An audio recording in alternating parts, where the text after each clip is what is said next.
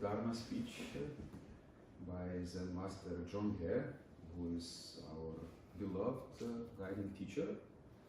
And the introductory Dharma speech will be given by also beloved Linas Ryškus.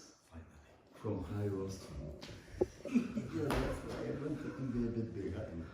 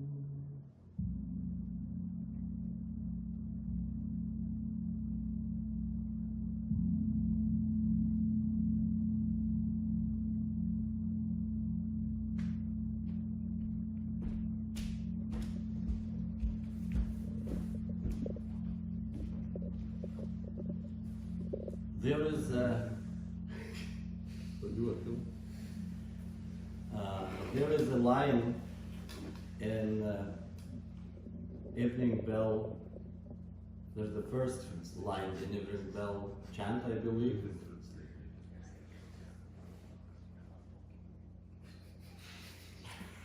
That says, hearing the bell sound, all thinking disappears, awareness and wisdom appears.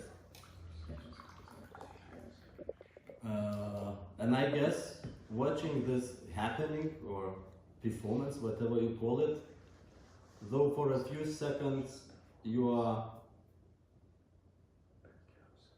thinking disappeared, just because it's a bit maybe unusual. Who this guy's gonna do here? And then the sound, the vibration, and it disappears. And it brings us to don't know mind, which is probably for me most precious thing what our master Seung San Sansonim brought to us, because once he wrote that, it's enough one sentence, I brought to you, to Western world, to all people, just teaching don't know mind. And the more you live,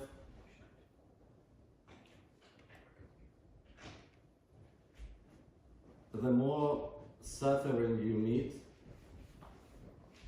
mostly in a lot of cases, especially in nowadays society, all the sufferings because of the different opinions, of the strong opinions, grabbing these opinions, keeping them and pushing to the others, or keeping to yourself, and here's the suffering. And one yogi said, there is only one thing that makes us, mankind, people, suffer. It's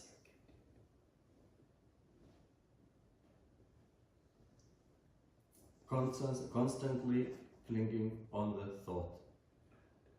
It means not having ability to let it go. And that is actually what we do in all our sessions here.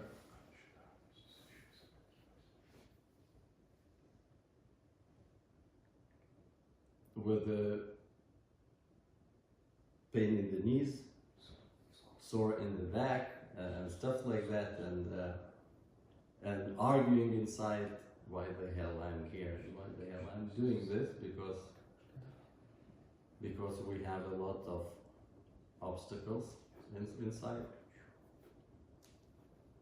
But still, I believe that this direction, this teaching,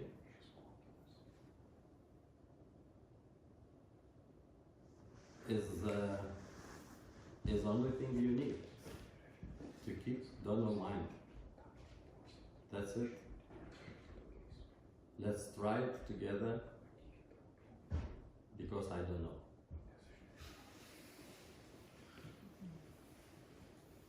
Okay, very short but essential. So you deserve something.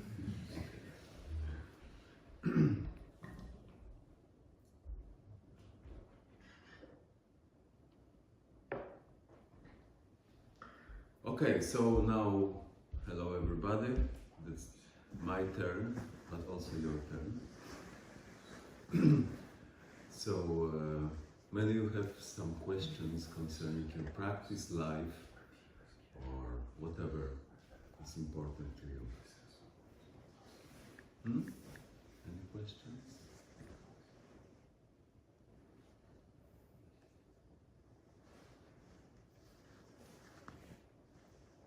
I have a question. Questions means the suffering is still here. Well, you know, I am on duty. I ask people, will you take precepts, because I'm on duty to collect certain number of names, you know, for Sunday ceremony. But when I ask people about, will you take precepts, or you know, or something, I often hear, you know, some kind of doubt, you know, maybe it will be too difficult, maybe it's not the time, you know. So I wonder, what is your take on this, how people come to decide that they are taking precepts and going on with this practice? Mm-hmm. So why you take precepts? Yes. Yes. So Yeah. well, my question is where to find this determination to take precepts and go on with this practice. Yeah. So when somebody came to this retreat and to our practice, already has this determination. Okay, so translation necessary? Reikia kam nors vertimo? Rytis translate directly to Žilvinas, yeah? Ar dar kam nors be Žilvino? Ne, turbūt niekam nereikia. Nobody else needs translate. Okay. So everybody has this determination. So precepts are not special, but the precepts are part of our path of our training. So to continue our training, we don't need this judging mind. Maybe coming to retreat is also too difficult, so why to come to retreat? But anyway, all of us, you know, has this question, is it difficult or not, you know, but anyway we come, okay, we come and try. And as the famous movie says, nobody is perfect. perfect. Yes, it was famous movie. Nobody is perfect. But on the other side, everybody has this perfect quality. This perfect quality, you know, is inbuilt in our sincerity of trying. So, if you try to do something, you know, difficult and easy are or lesser importance. Okay, the most important quality is which goes forward is this trying mind, this sincerity. And we should approach our precepts with the same mind. Not judging, not keeping, you know, this scale, you know, too difficult, maybe I shouldn't, maybe not, maybe yes. But just try, okay? So precepts are guidelines to our Dharma life, Dharma path. So they are very important because our approach to our practice should be tuned on many levels. One of them, the most important maybe, is our ethical life, our ethics.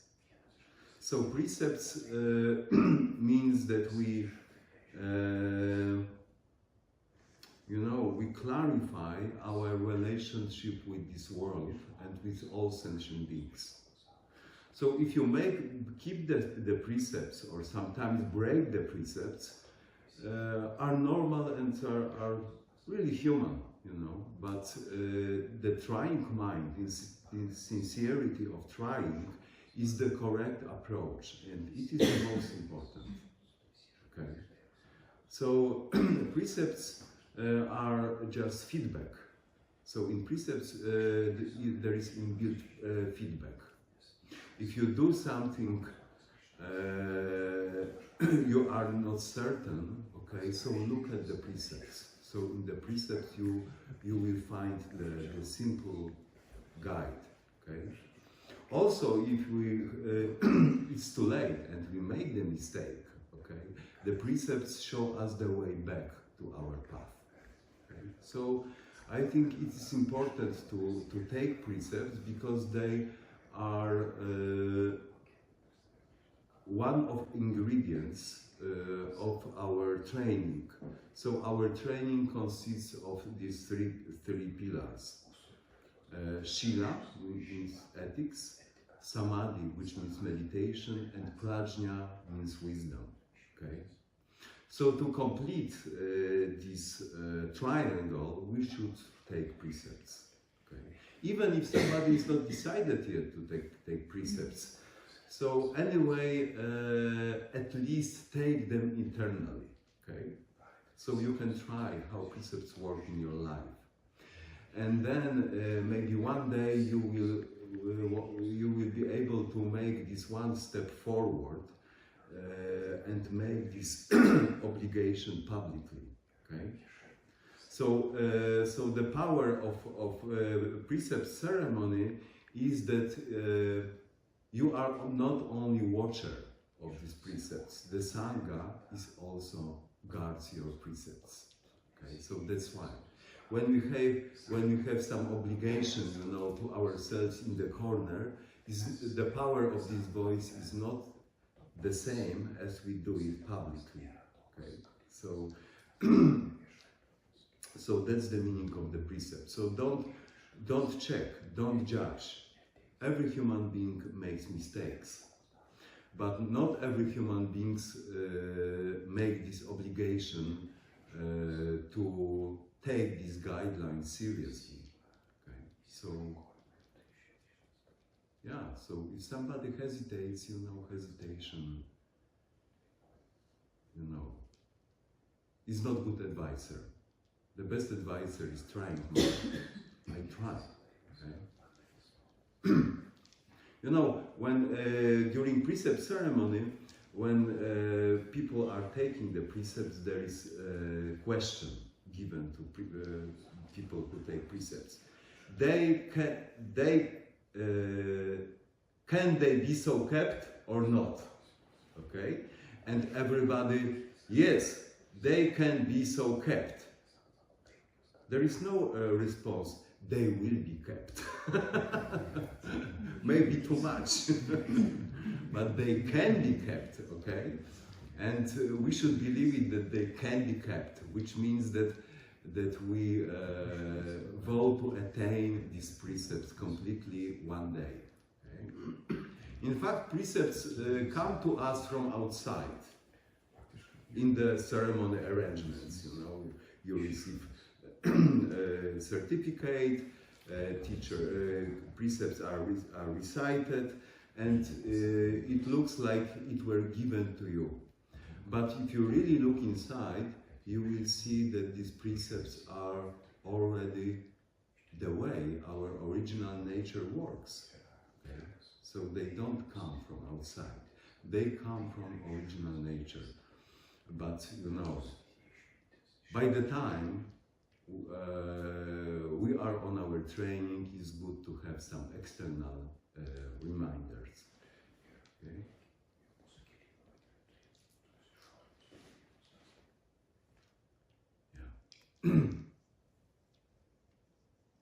So I know people from our community, you know, I practiced them with them maybe 20 years, but they still hesitate to take precepts. Why? Yeah. I address to people, these two people who know. Okay, so if you take precepts, you are really part of community. Okay. So the precepts are like cord, okay, like cord, okay, which makes all these beats together. Okay, so this is Sangha. Did I convince you?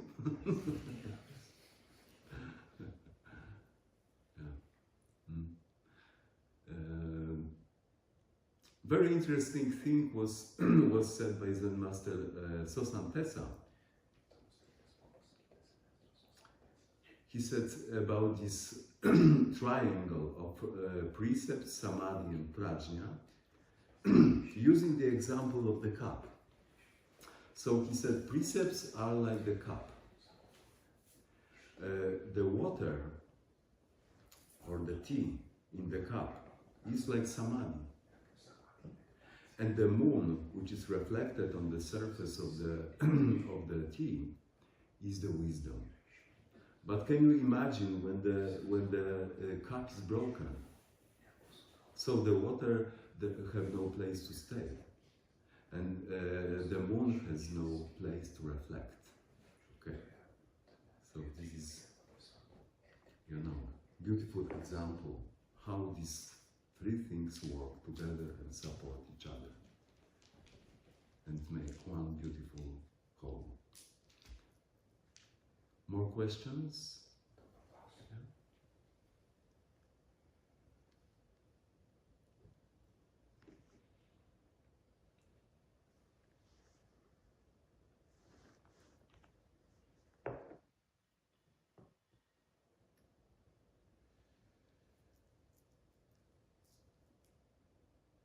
No questions today.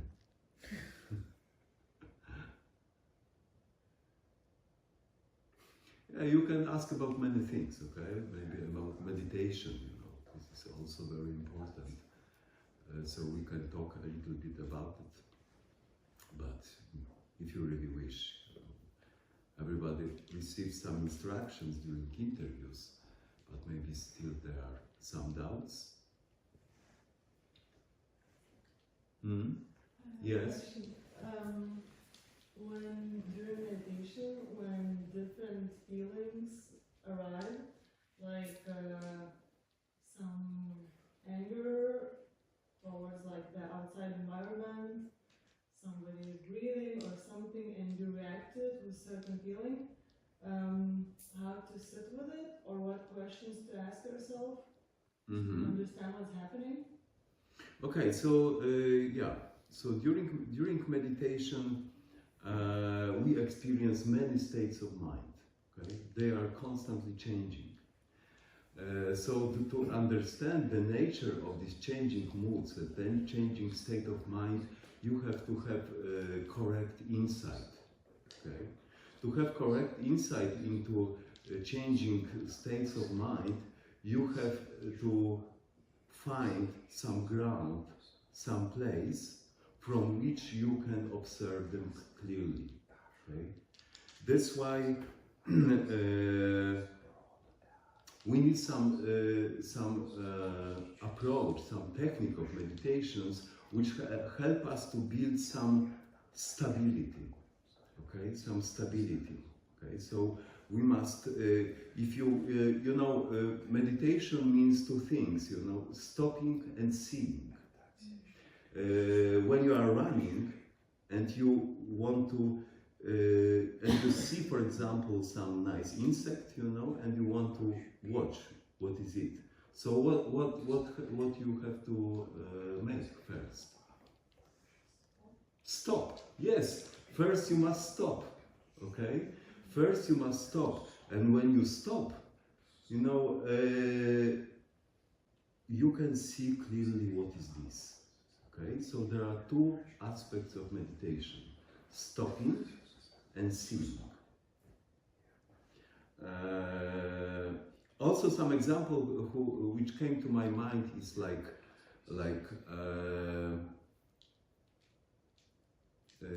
camera, a camera to make photos. Yeah.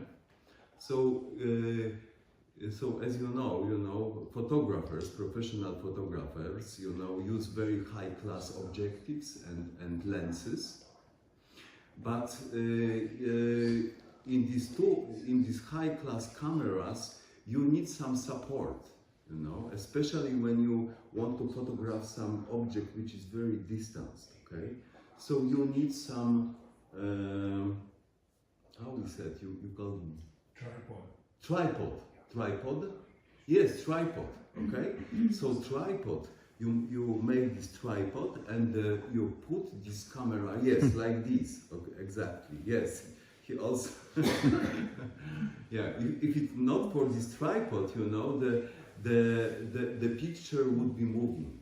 Okay, would be moving and would be unclear. Okay, so to make potential of this insight of this objective, we need this tripod. Okay. And when the camera is placed on the tripod, you can have very clear, undistorted, unmoving picture of what is in front of our objective. Okay? So this tripod is very, very important. So that's why we practice this sitting meditation. Of course, if you are fortunate or you have karma of 6 patriarchs, you can sometimes, maybe you don't need so much sitting meditation, but your intuition drives you immediately to the place of insight, okay? But in most cases, we need some training, and this sitting meditation really creates really favorable circumstances to put our camera and insight in completely controlled place, okay? So that's why, what is our tripod? What is our tripod? So our tripod is our body, our breath, and our attention. Okay, so these 3 things should meet in one point of balance. So you already know my instructions, and instructions you can find in almost all Zen sources, that this area is very, very important. Okay, so we are mostly controlled by our thinking or by our emotions, and we feel our emotions mostly in this area. And if we rely only on the center of thinking and the center of feeling, our mind doesn't work in a balanced way. So that's why we have to place the center of our sitting in this area. Okay? This is the center of power. This is the center of our energy, and this is the center of our balance. This is also the center of our vitality. Okay? So when we sit correctly, well balanced in this area, and our breathing center is also placed in this area, and our attention to this breath is also placed in this area. So these three things, which usually are a little bit disintegrated, okay, they start to meet in one point. So our whole being, body, breath, and mind are, you know, meet in this area and melt with each other, making some quality which we call samadhi. Okay, and this samadhi is the tripod on which we can, through which we can wake up our prajna, which means, in other words, clear seeing and clear insight. Okay, yeah. So this place and this samadhi state of mind, you know, also help us not to follow blindly, you know, on our anger, on our desires, our resentment, you know, all kind of emotions. They come and go, and we can sit well grounded in our tripod and seeing how they appear, what they are, and finally how they disappear. Okay, so that's the value of meditation practice, because meditation connects you to this very stable area through which you can see clearly. You know, in traditional sources call this the unity of samadhi and prajna. Yeah. So if we and the other instruction is when everything appears, your emotions, don't touch it, just watch. Okay, don't touch it, just watch. You know, the habit of our mind is immediately grasp it. Okay, but in Zen we teach, don't grasp it. It is not necessary grasp it. It's enough to reflect it. Okay, yeah. Yeah. So our sitting meditation, and finally this quality which comes from the sitting meditation, is integrated with our life. We can practice the sitting in movement, sitting during washing dishes, or talking with friends, or going to work, or whatever. Okay, this unmoving quality will never leave us. But that's why the regular training is important, because it takes time. It takes time when this samadhi is crystallized. So we should cultivate it. Okay, so the more we practice, the more stable is our samadhi, and more clarity we can have. Okay? Yeah. Yeah. Mm.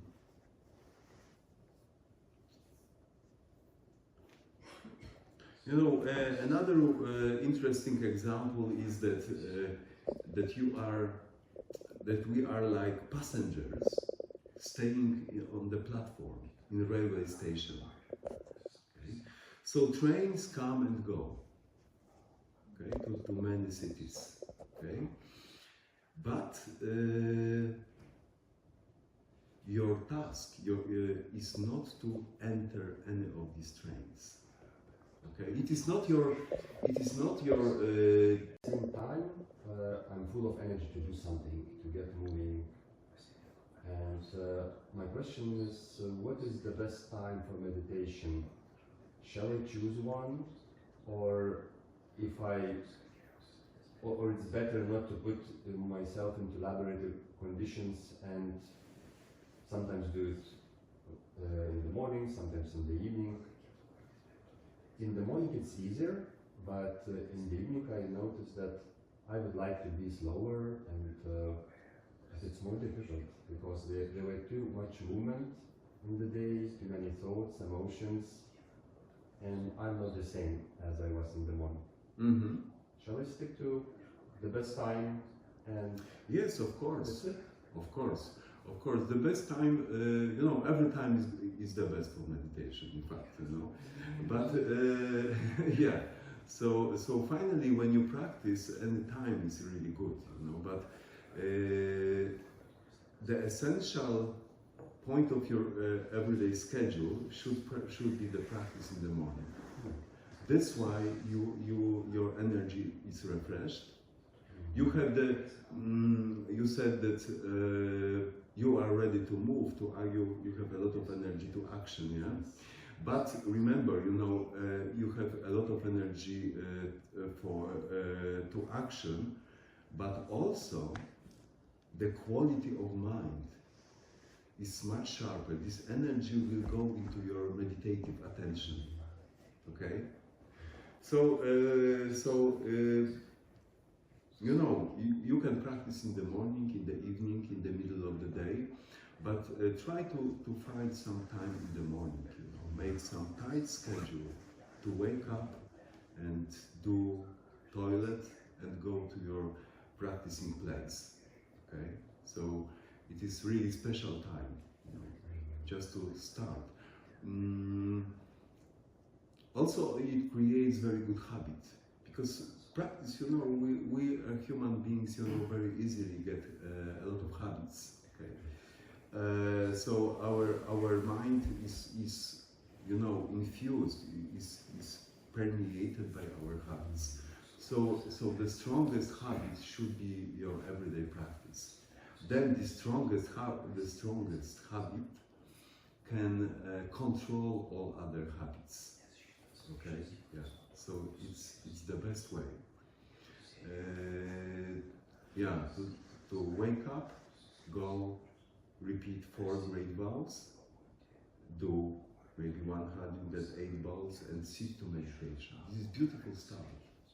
It's beautiful stuff. It will influence all your daily activities. Your mind will be also stamped, okay, by this invisible seal, okay, but invisible seal of meditative experience. Okay, yeah. So you will find all activities like parts of your meditation practice. Yeah.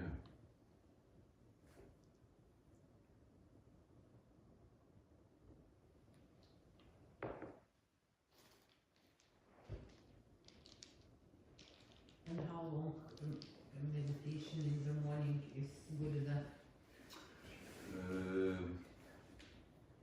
As long as you can. Okay, as for meditation, you cannot overdose. On condition, your children have something to eat, and your boss will not fire you from work. Okay, but these hours spending on meditation cushion are really valuable. Okay, of course we instruct people, do 15, half an hour of meditation per day, because we don't want to frighten people, and I don't want to frighten you either. But to tell you the truth, that you know why we spend so many hours here on meditating? Because it matters. Because the hours spent on the cushion really are important. Okay, yeah, it's very important. It's not. Of course, it is normal that in our daily life we have many other priorities, especially we lay people. But what is our priority here? Our priority is to, good food, of course, and everything, beautiful landscape and silence of this beautiful place are only to support our meditation effort, because it is so valuable, so valuable. So if you can spend more time, your fruit will ripe quicker. Okay. Yeah. The more sun, the more sweet are grapes.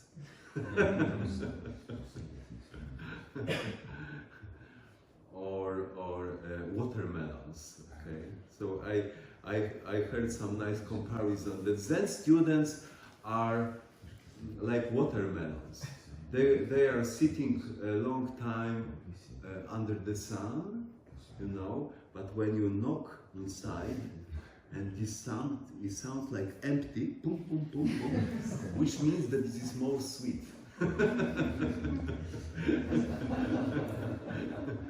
Yeah, yeah. So this is the same. Yeah.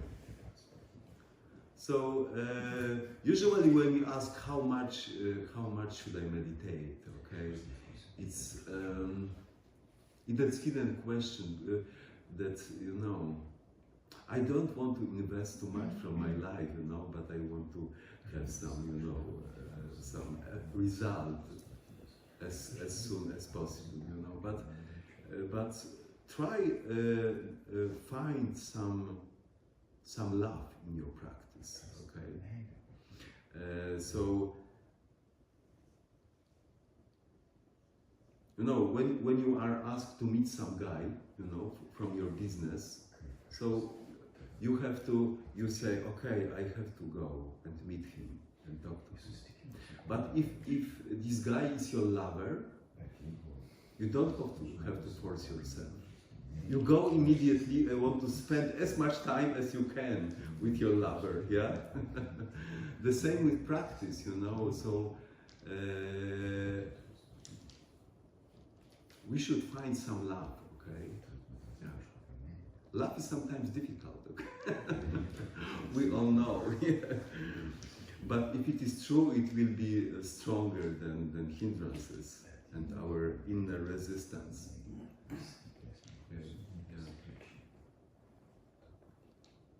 Maybe not everybody had this experience, but I remember when I started my practice, it was so exciting, you know, that when I woke up, I was so happy, you know, that I will go see this, my practicing place, that I can bow to Buddha and sit.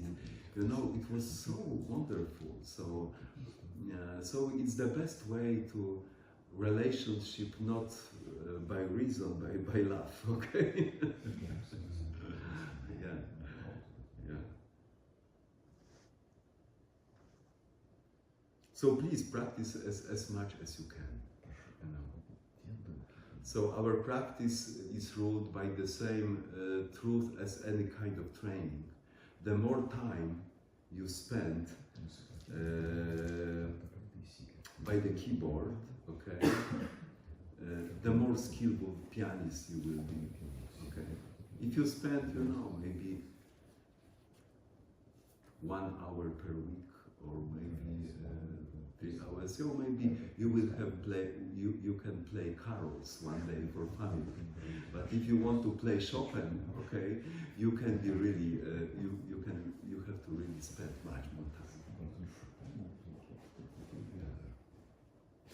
So the interesting thing is that what I discovered for myself, that you know, meditation and you seems to be two qualities, two entities. But the more you practice, the more you practice yourself. So finally, you don't practice meditation. You practice the meeting with your true nature, which is really, really beautiful experience. Yeah. So be generous with your approach to practice. Okay. So the same Dana Paramita mind as in every kind of Dana Paramita practice. Do the most. Devote yourself completely. Okay. Yeah. We had interesting conversation with Ritis on our walk about Mangong's Mangong's teaching. Can you say this, Ritis? Do you remember? Well, I don't recall exactly, but the idea was that actually many people keep practice as something like side business in their lives. Sort of they have some central activities, but the practice just goes by the side. And that's why, you know, they can spend 20 or 30 years practicing and not achieving something, just because they did not keep their practice central. Mm-hmm. This idea, like Yeah. this very free reconstruction of this idea. Yeah, so that's why, you know. How many years you have been? This is- 30. That was about me.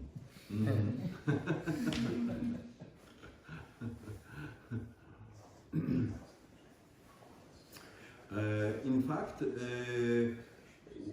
what Ricky said, you know, and what Mangong said, you know, it doesn't mean that it should be your absolute priority with negligence of other aspects of your life. No, it's enough to make it the center of your life. If you make it the center of your life, everything will be built around, okay? And your life will be beautiful mandala, okay? Yeah, but as Mangong said, this is kind of side, you know, something additional. No, make it the center, and you will see what will be the effect. You will see, you know, when you make it center of the very heart of your practice. Your practice will beautifully organize the space of your life, you know. Yeah.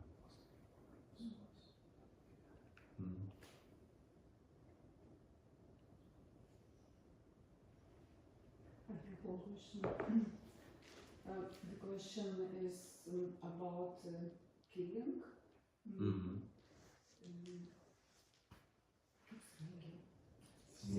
Killing snakes? No. Oh my God! I killed so many snakes. Yeah, it's.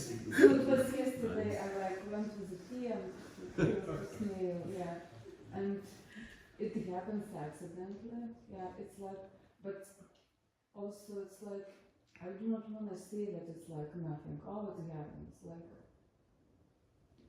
she lived here, went somewhere.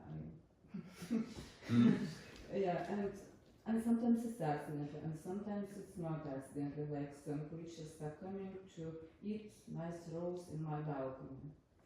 So In your garden? Yeah, in your the garden. garden. Yeah. And I'm just. Yeah. And I'm aware that I'm killing. Like Yeah. carrying all the precepts, 5 precepts, and Okay. really wanting not to kill, but. Sometimes you have to kill. Yeah. So Okay, I so would want to make talk the about promise. Attitude of if I Pray would- for them to be reborn in Western Buddha land. Okay. Yeah, I'm wishing for a good reincarnation, but this is enough. Like it's really yeah, but I'm not just joking. Yes, I it's know. I know. It is serious moral dilemma. Okay, what to do? Yeah. How to be with that? Okay, so do your best. Okay, we cannot live without killing. In fact, okay. When some things, you know, let's say something lives inside your body. Okay, so would you have this doubt? Maybe I will leave this how do you call it? Worms? Yes. So yes, you will have no doubts. Okay. Yeah. So let's do our best. You know, you switch on your car and drive, and many insects are killed against the glass. Okay. Yeah. Yeah. So just live your life with care and with mindfulness, with awareness and respect for all living beings, but at the same time remember that everything which is born must die one day, including you and me. Okay, yeah. Ir Linui sumokėti reikia, čia jos reikės. So also you have precepts here, you know, that the precepts about not killing is a vow to avoid killing any life. Avoid. So if you don't have to, don't do it.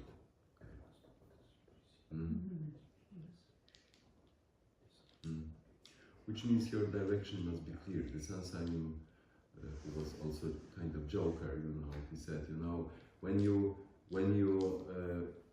don't practice, when your direction is not clear, you are not allowed to kill even one blade of grass. But when you practice and your direction is clear, you must kill and eat even Buddha.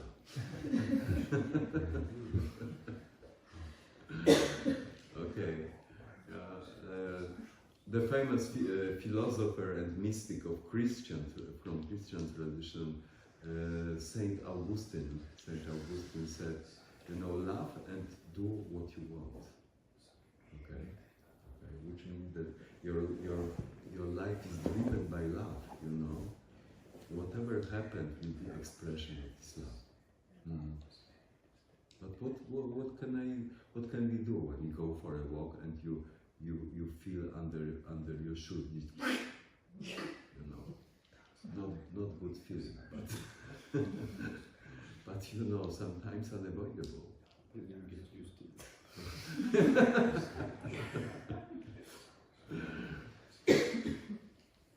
Yeah. So precepts are to teach us to live really mindful life, you know, full of responsibility, of compassion, of attention, and you know, our direction is to bring as much love and as little harm to this world as possible. Okay.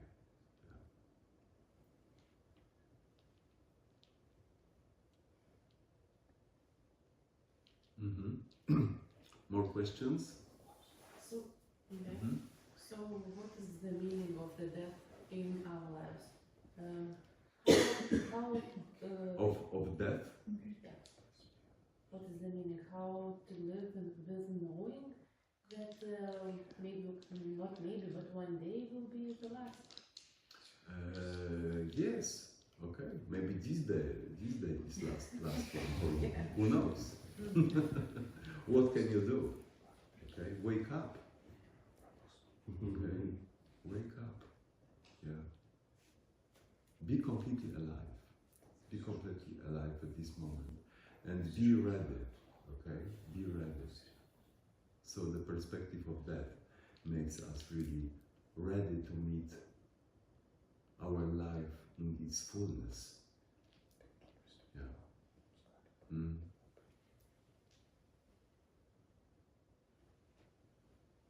It means that if you want to say somebody I love you, do it today. Okay? Because tomorrow will never come. May not come for you, for me. Okay? Yeah. No, so in fact the perspective of death, you know, is very strong supporter for enlightenment. Okay? To really wake up. So live every moment as if you would die the next moment.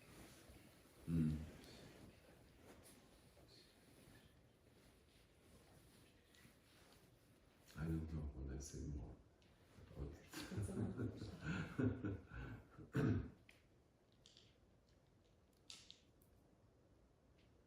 In fact, Zen practice teaches us, you know, something which we call great death. Great death. Which means that sometimes we hear encouragement. You must die on your cushion. Okay? Which means what is death? Death is that everything you cling, you know, as long as you are alive, you can keep, but when you die, you know, it's like this. Okay, you cannot keep anything. So it is frightening experience for somebody who lives on desires and wanting and clinging. But for somebody who needs final freedom and liberation, it is very liberating experience. So at this moment, just put everything down. Put everything, don't cling to anything. Okay. And also, for Zen practitioner, it's important to look inside. Who am I? What am I? So there is the famous poem in our school that human life is like coming empty-handed and going empty-handed. Okay? And our life is like a cloud which appears in the sky. Death is like cloud which disappears from the sky. So coming and going, life and death are just like these clouds. But, and the second part of the poem says something very important, which makes our practice a little bit religious. Okay, so Zen is not only some kind of mental exercise. But the second part of the poem says, but there is one thing which always remains clear. It is clear and light, bright, you know, not depending on life and death. Okay? And these teachings differentiates a little bit, you know, Zen practice, Buddhist practice from meditation as mental experience. Okay? Because our meditation is not only to relax, not only to have some comfort, but to get finally some insight into the original light of mind.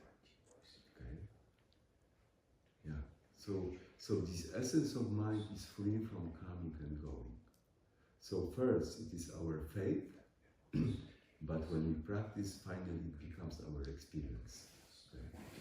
Buddha called it nirvana, or original nature, or Buddha nature, or Dharmakaya. Okay, something which is free from coming and going, life and death. Okay.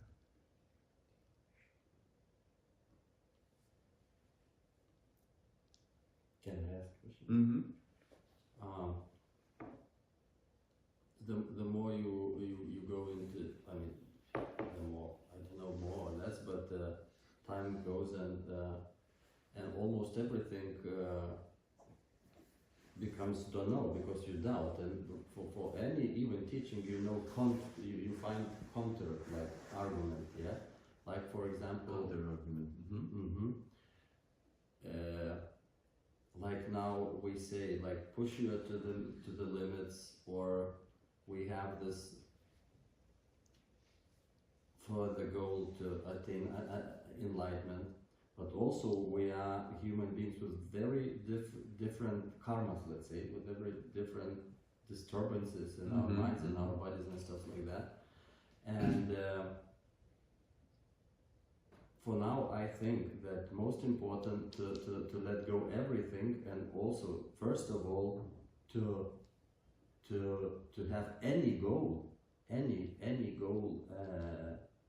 while you meditate or chanting or bowing, is just you are doing, and you are totally satisfied by that. What happens to you? If it's not successful, okay. If you are in pain and you don't do that, okay. If you are sleepy, okay. Smile inside, okay. But you just have patience, and you see the direction, and that's it, and nothing less, nothing more, totally nothing more. Let go everything, because this all our these you know, like nowadays, like live the day like it's the last day of your life. Could we imagine how it would look like if somebody said to us, "This is the last day of your life"? Mm-hmm. So it would Yeah. be terrible.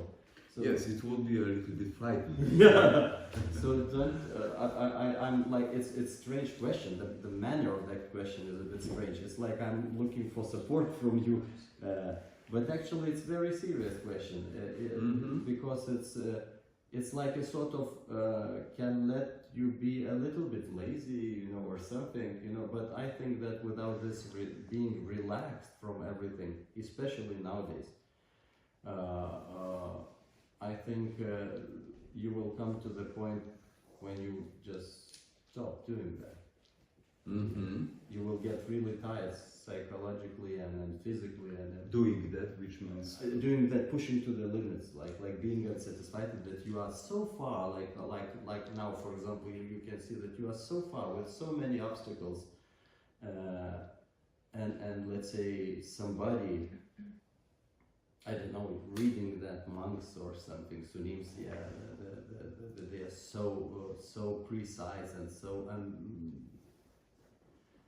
interesting in their expressions in their life, and you say, oh no way, no way that I can be at this point. no way, which means it's not for me. Yeah, like I'm so far from it. I'm so far from it because of the lot. And I think that it's not important, and it's not important for me to live my life pushing to the limits at all, because I don't believe in. But where are limits? Yeah, but but this is expression. Yeah. Yes, I know. Limits, like let's be sincere. I don't like to feel pain. I tried before it. Like go through it when I was a bit young, even though I was not young when I started this. So I don't try to do that. I stand up. I stand up, and if I don't want to do it, I find a different thing to do. Stand up, which means from sitting position. Yeah, from sitting position, or I just no, pushing yourself to the limits, as you said. Although we don't know where limits, but your knees sometimes say, "Oh, there is limit. I will break if you push me more." This our practice is not about pushing to the limits. Our practice is about waking up in every moment. Okay, wake up to your pain. Whatever comes, be awakened. Okay, be awakened, and don't stop looking inside. Okay, what is this? Who am I? Okay, so this essence, this substance must be strong. Again, this is I talked about this samadhi. About this unmoving quality of mind. It is very important. It is very important because it gives you really very strong experience of stability inside. And whatever circumstances around, this stability does not change so much if you really practice strongly and you're sitting. Your practice is really mature. Okay, yeah. So pushing yourself means you go something. Still, you go somewhere in some way forward. Okay, yeah. But Zen meditation is more about making step backward. Okay, backward. Okay, come back to this original, something original. You said about don't know mind. Okay, so don't know mind is when you make step back from the train. Okay, it can be the train of desire. It can be train of judging. It can be train of your plans. Okay, make one step back to this unmoving quality, which is crystallized by your meditation. Okay, so and listen to yourself. Listen to yourself. So we should respect ourselves and our limits at the moment. Where your knee is telling you, okay, I cannot do more. Okay, just stand up. Okay. Yeah. I don't know if I referred Yeah, absolutely. your Yeah, question. absolutely. Only we always emphasize the sitting meditation. Mm-hmm. But there is chanting, there is Yes. bowing, and Yeah. I Mhm. believe they are quite equal. That's why we do them. So I think when you watch yourself correctly and sincerely, Mm-hmm. you find out which one you can do more because it's more like into your nature. Mm-hmm. Because there are some schools. What that is they- most natural? Yeah, most natural Mhm. and goes naturally. Mm-hmm. Because there are schools that they only chant. There are schools only. I just found out that there are schools that they do only bowing. The only practice is only stopping. Do you think that there are You- schools who do Only only this? bowing, There are like- practices who do this, but only bowing. So I the- don't know. I was told in Korea actually, but I don't know if it's true. You know, I don't know. I don't know, but I was told they do like 4 or something thousand Mm-hmm. per day, and this is the core. Yeah, maybe, you know, it depends, you know, everybody has to find their own approach. Okay, so Yeah. finally, Yeah, that's what I meant. yes, everybody has to find their approach to meditation. You know, in our school, as you know, we have chanting, we have bowing practice only 15 minutes per day, but we have, you know, maybe 5, 6, 7 hours of sitting. Mm-hmm. And in Zen monasteries, you will have mostly sitting. So there are traditional schools which don't have even chanting or don't have bowing. Only 12 hours of sitting per day. But I don't claim that this is for everyone. Okay. Yeah. So our style proposes this menu. Okay.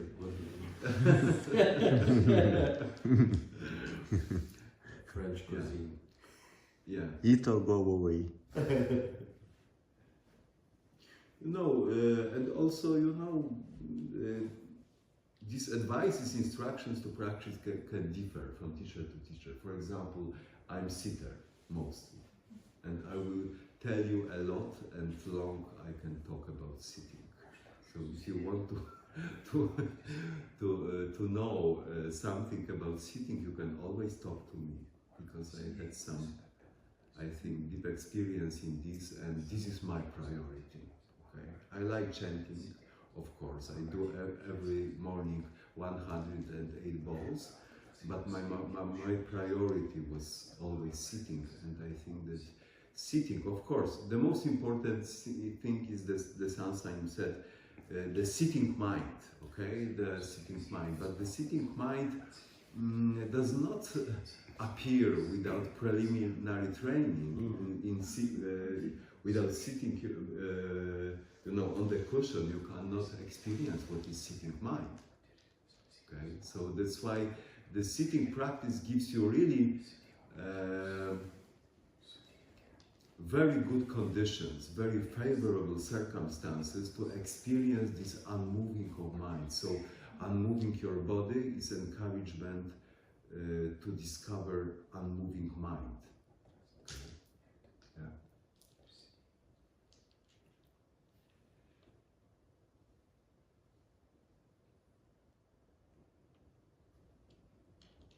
So in all other practices, you can of course find some strong points and strong effects, you know. But when you want to find, for example, your center, okay, which is very important, very important. In all instructions to meditation, you have always some instructions about this Tanjion, or field of elixir, or Tantien, which is energy center. And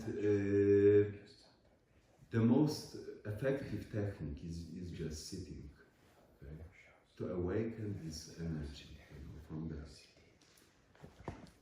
Yeah. But also chanting requires, you cannot chant actually if you don't chant from Dantian. Yeah. So if you do chanting, so please keep your attention, in the lower part, make the sound using the power of your diaphragm.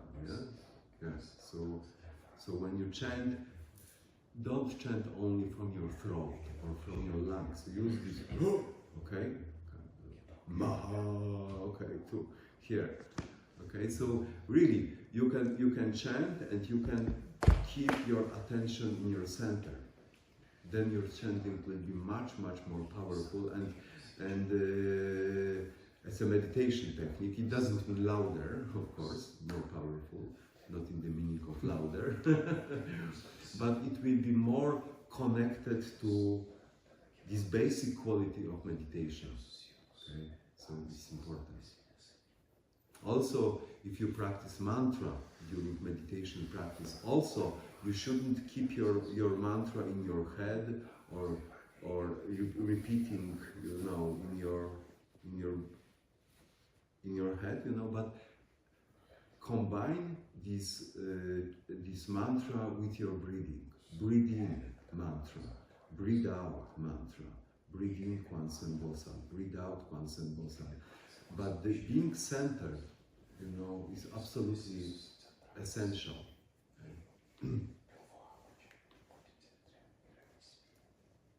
Yeah. Maybe there is practical. I'm sorry. If somebody else maybe wants to ask something. Very practical question. For me, quite often, like I become very sleepy. Sleepy. It is really difficult just to sit. You have to put really a lot of effort not to fall asleep while meditation.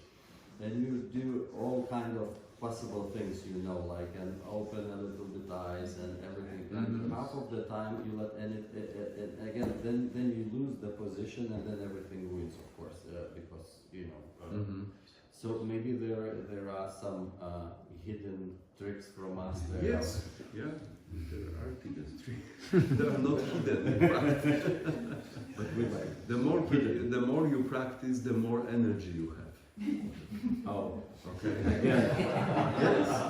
Yes. And deep breathing is the best. Of course, you can sleep sometimes, and it happens to everybody. Normal, okay? But there are people who have the habit of sleeping constantly. I had some friend who doesn't practice now, I think, but he had, he used to make beautiful lotus, immediately, I fight with my knees, pain, and he complete lotus. And the next moment, okay, complete. So his sitting was constantly like this. It was so annoying. Now I was angry with him. How can you sleep? Do something with this. I don't know. There are many tricks, but for sure, this deep breathing, let your attention along with the breathing go really low, and breathe in and breathe out slowly. If you are falling asleep, check if you don't hunch, if your hips are not too much backward. Okay, so probably something is not correct with your energy when you fall asleep. Okay? But when you are tired, it is just justifiable. Okay? But as I said, I met some people. I met some people who immediately, like this guy, fall asleep. It was like clapping chukpi, and his full lotus, it was like lotus, waving on the wind, constantly moving and going to the ground. So I once joked, I skip the name because the record is going on. But he said, hey, my friend, maybe you should, you know, put some helmet on the head, because one day you break your head against the floor, you know. So yeah, but you know, maybe this is kind of physiology, you know. But I can tell you from my experience, when you sit correctly and you feel this wonderful heaviness and balance and energy, you know, your mind is completely open, bright, and full of awareness. No sleep, you know. So when you fall to sleep, check yourself. Maybe you hunch a little bit. Sometimes you sit straight at the beginning and then something like this. Okay. So check your hips always. So this energetic aspect of meditation is really very important. In fact, into meditation we engage our body, our vitality. Okay, so it's our body has also some potential. We practice Dharma with body and mind, body, breath, and mind, not only with mind, thinking about what am I.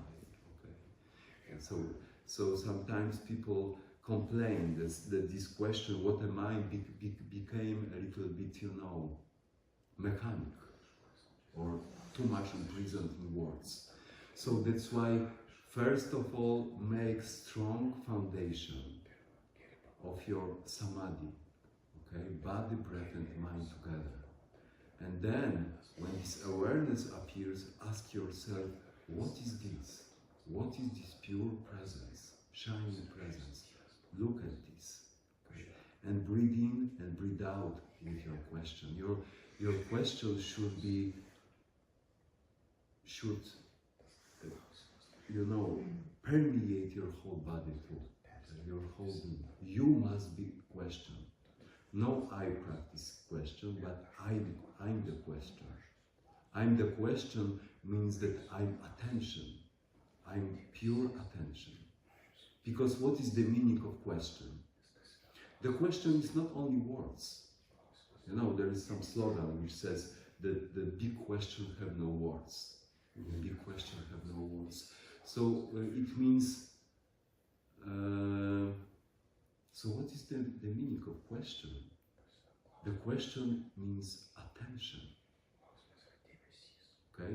For example, when you lose something in the grass, maybe some watch or keys to your house, so you can ask yourself, where are they? But you don't have to go around and repeat, where are they, where are they, where are they, where are they, where are they? You know, because it's kind of useless mantra in this case. You know, your question becomes attention. And this attention, this attentive looking, seeing, is the spirit of question. And this is the meaning of Huadu.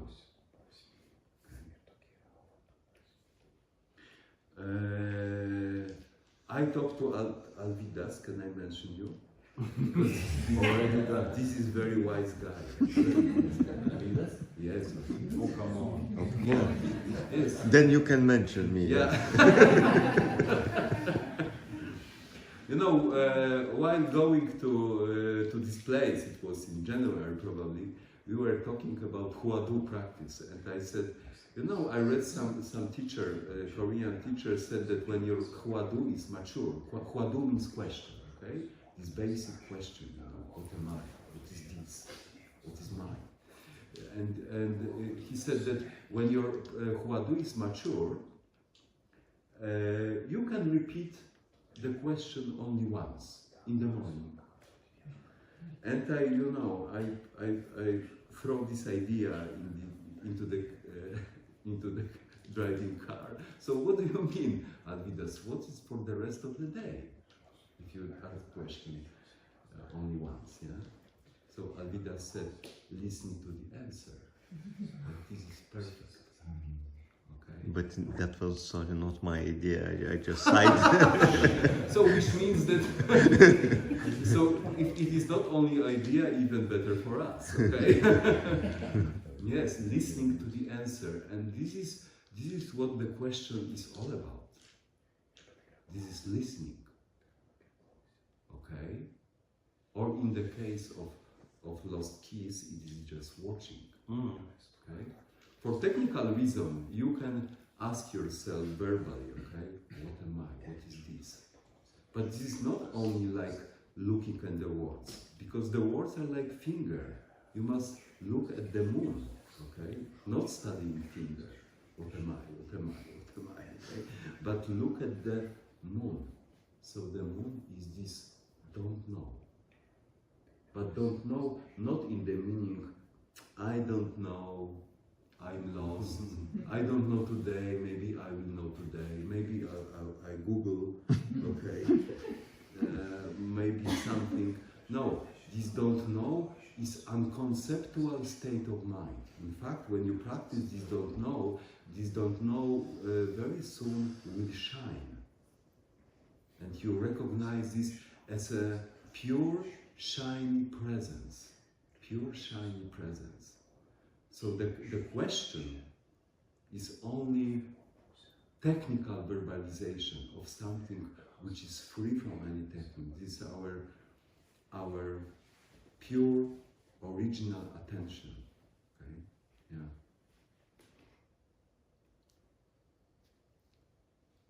Maybe I gave you this example that I go, for example, with Linas. Okay? There is beautiful sky in the night, many, many stars, and suddenly one point is moving. You saw this many times, okay? And this is probably satellite, okay? And I say to Linas, sorry, Linas, can you see this satellite? And Linas watches. Completely forgets himself. Only wants to see this moving point. And maybe he does not see that at this point. But this is not the point to see this point. The point is this pure attention, because this pure attention melts the barrier of subject and object, or I and no I. Everything is melted into non-dual awareness. Non-dual awareness. This is the liberating experience. This non-dual awareness, which is the true spirit of don't know, starts to shine. Okay? So this is the way your true nature is awakened through don't know. So deep awakened watching. Yeah. We will try. Yeah, but maybe not today. but actually, this is. I'm sorry. I just and I will shut up. It's very interesting how you said, and it struck my mind that this awareness should be when you're in the right direction. Because if you're in the wrong direction, let's say the guy who is in casino and put all his money on the red, he also forgets himself. He's only on that red and on that. Yes, of course. It's sometimes it's called lost mind. That's why you have instruction. Okay, you have to have what you are looking for. Okay? Sometimes when somebody has strong desire, for example, for drug or alcohol, to which he or she is addicted, also loses his mind. Only I want. This is lost mind. Okay, but the lost mind doesn't have to do with anything I'm talking about. I'm talking about the unity of samadhi and prajna, which means unmoving attention and clear seeing. Unmoving means samadhi. Clear seeing means prajna, insight, okay? Or tripod and objective, these lenses, okay? Yeah.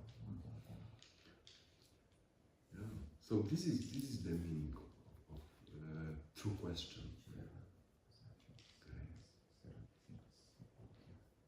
Maybe clarify some. It's just short because it's inside of this question. You mentioned when started answering this question, but like this center must be heavy, something like that. Yeah.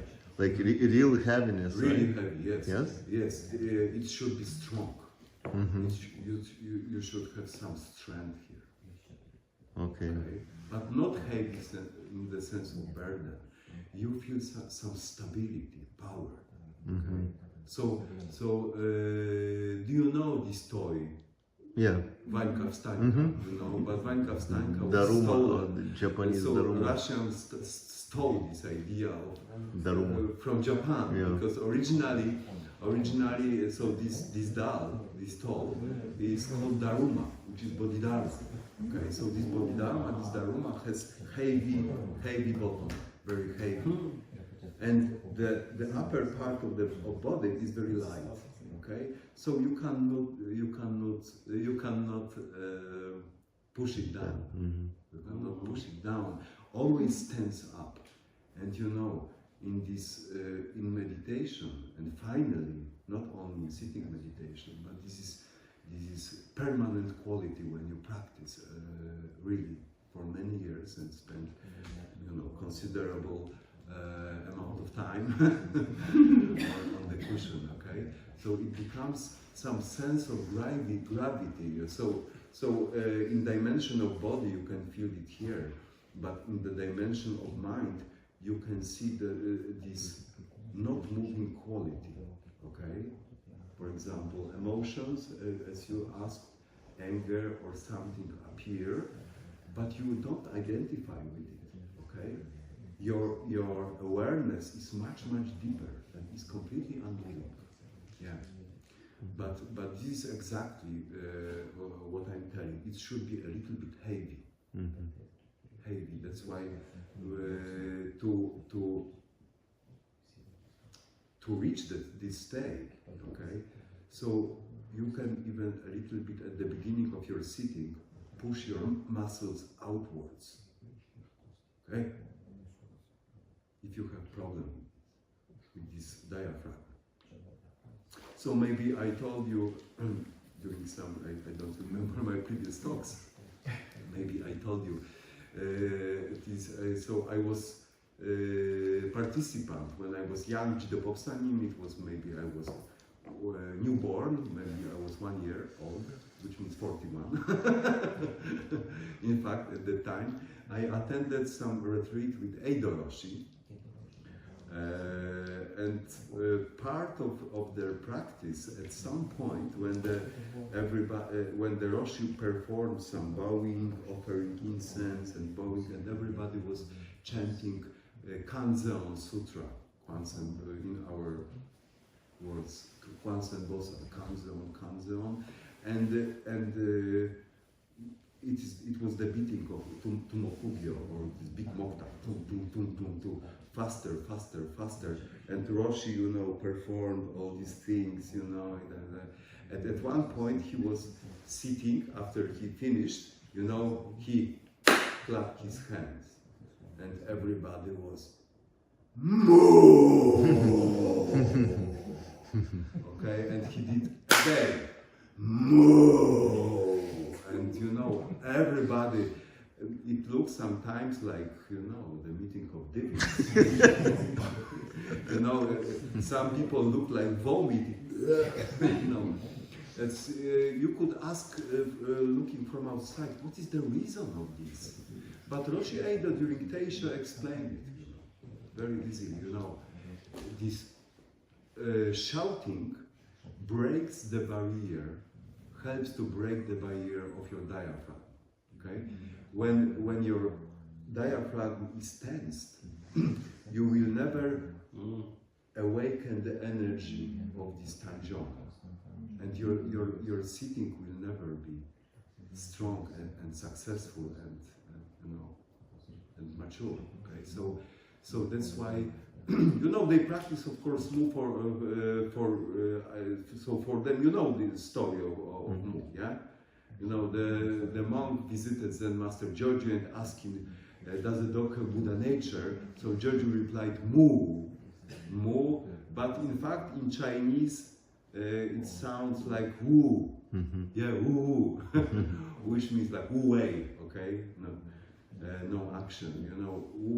But in this approach, Mu or Wu means kind of absolute. So, in some Zen tradition, this Mu is practiced as the word of concentration. You must become one with Mu, and finally you and Mu become one, and finally this one explodes into Kensho, enlightenment, okay, and seeing your nature when there is no you, no world, only this you know, Enzo, you know, like absolute.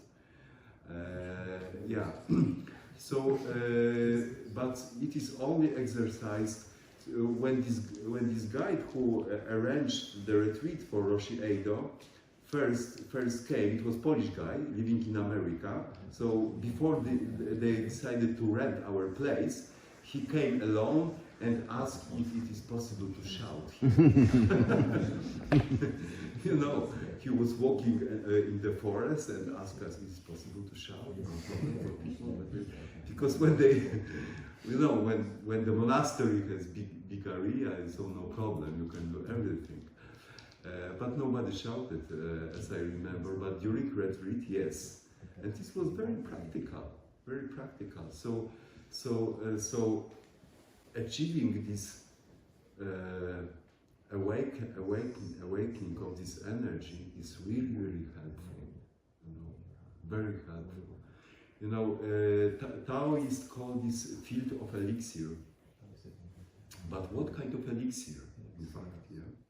So our vitality, our vital energy originally comes, according to ancient teachings, you know, from this very, very subtle energy, which is like sunlight. You heard probably about Amitabha Buddha. Amitabha Buddha is one of the Mahayana forms of Buddha, and it is called the Buddha or infinite life and infinite light. Infinite life and infinite light. Okay. So which means there is no life and death. Okay. So infinite life, which means that your physical, vital energy originally comes from very, very subtle energy. Okay. And coming back to your vitality, center of your vitality, you know, you connect to this very, very subtle energy, which in its essence is the same as we call the essence of mind or nature of mind. Okay, so that's why when you wake up this energy, you will experience kind of shining clarity. Your mind is not so much interested in grasping your thinking, your fantasies, you know, but it is naturally directed to its source, okay, and becomes also shiny, spacey, and empty, okay, because this is the nature of this energy. That's why it is very important. And believe me, if you experience this, if you awaken this, there will be no question how much time should I spend on cushion, or maybe too much, and maybe I'm forced a little bit. You will be natural encouraged to do it, because because it is like flower facing the sun. Okay, so once a monk asked the master Dogen, why do we practice? So Dogen said, I don't know. This is like flowers which follow the sun and don't know why do they do it. Okay, have no idea. Just their nature is to face the sun. The same is for human beings. When once you experience the truth which is hidden in you, okay? So you don't have to force yourself. Okay. You know, Zen Master, I'm not so orthodox Buddhist. That's why they say sometimes God. And Roshi Harada even used the name Divine Light. So we practice to realize the divine light hidden in us. Okay? So in the early writings of Huayko, which was the second patriarch after Bodhidharma, also he write about something. Inside your body there is a ball of light. Exactly. Yeah. Yeah. So when you once have a taste of this, your meditation will not be, you know, some torturing yourself. Okay. It will be very liberating experience. Okay. But who doesn't want to go out from dark cave into sunlight?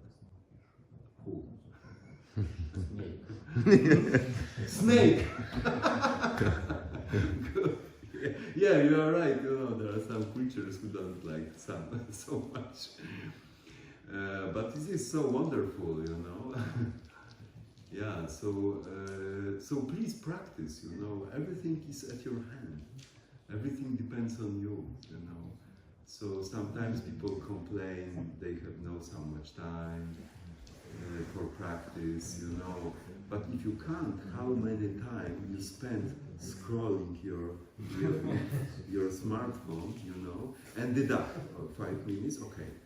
So next time, 10 minutes. So at the end of the day, you will realize, oh wow, oh my God, you know, 1.5 hours. So simply don't do it. And in this time, sit looking into your center and, you know,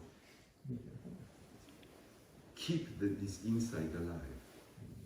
Breathing, staying in your center and looking, what is it? What is this? Okay? What is this? Sometimes this question is also not clear. What is this? It doesn't mean what is this world? What is this? What is that? No, what is this is the meaning of this question is at the end of our poem. What is this one and pure and clear thing? Okay? So when from your samadhi arises this pure presence and clarity, then look at it. What is it? This pure presence of now. It has no label, Andrzej. It has no label, Joeng Hye. It has no label, I have some past. It has no label, some future, relationship, which is of course important.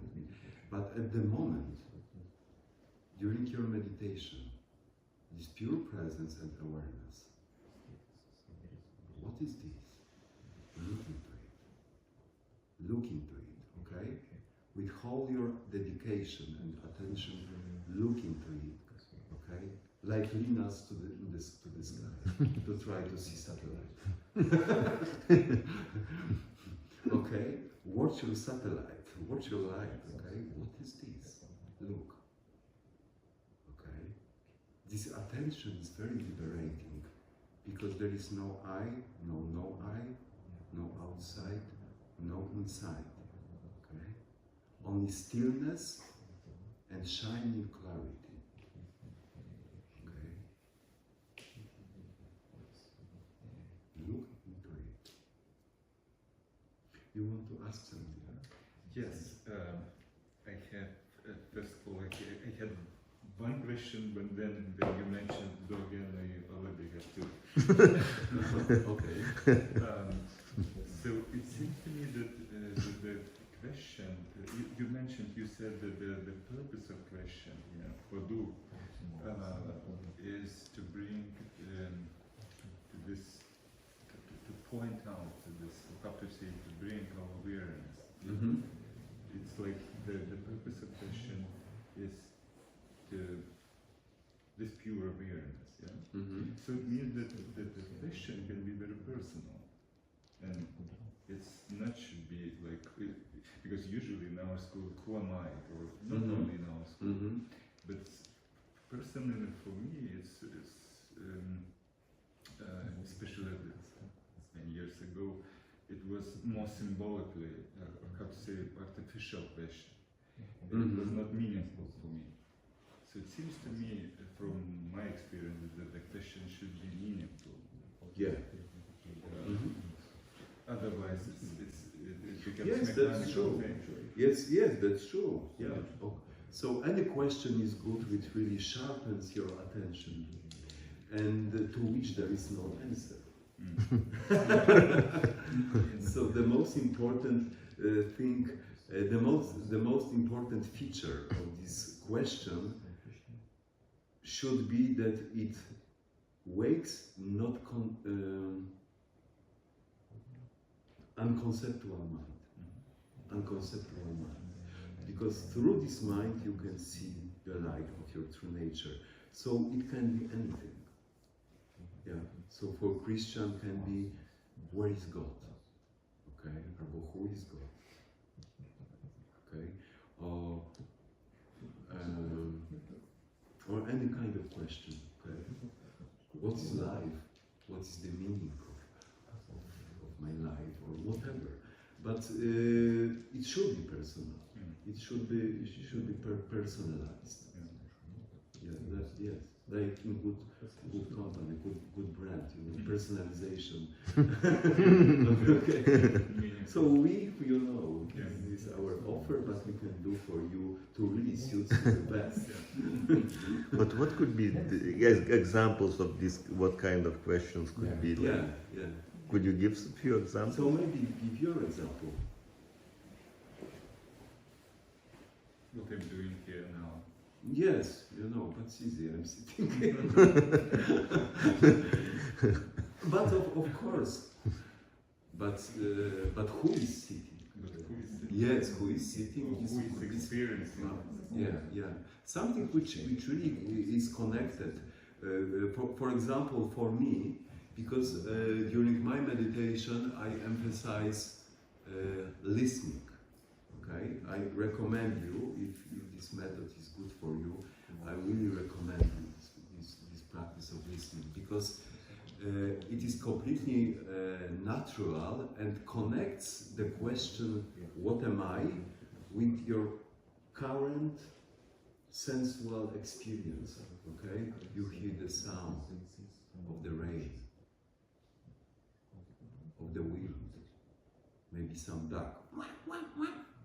Okay, that's something like this. Maybe something is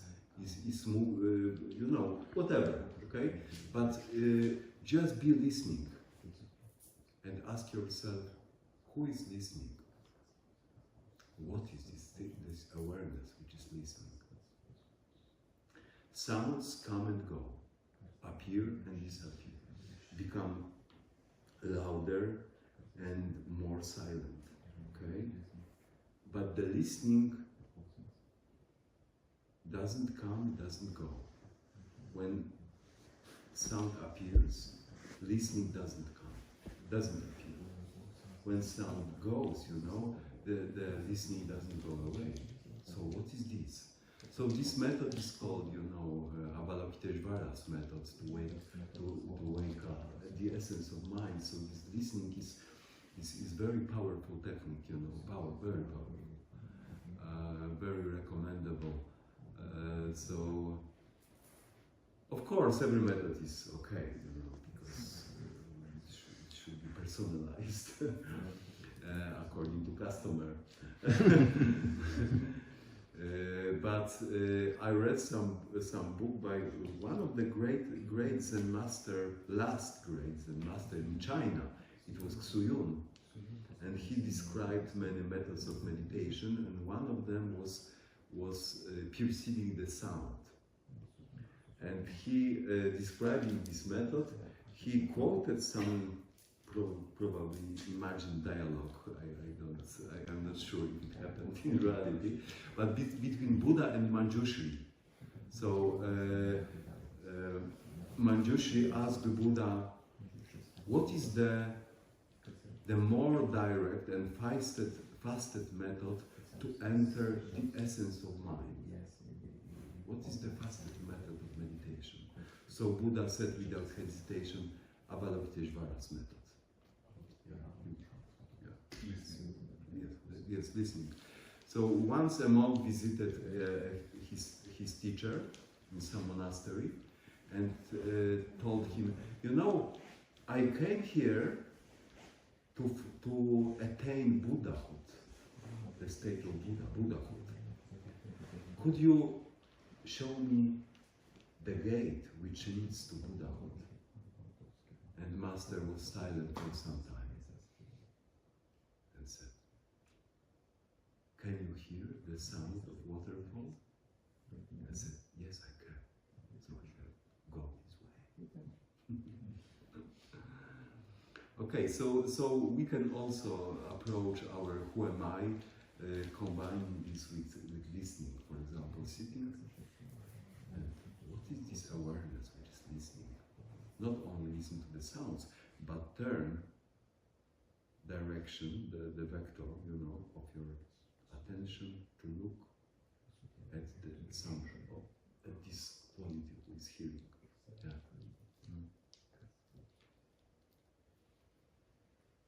So everybody can find a question which is most natural. You mentioned Dogen, which is sort of very famous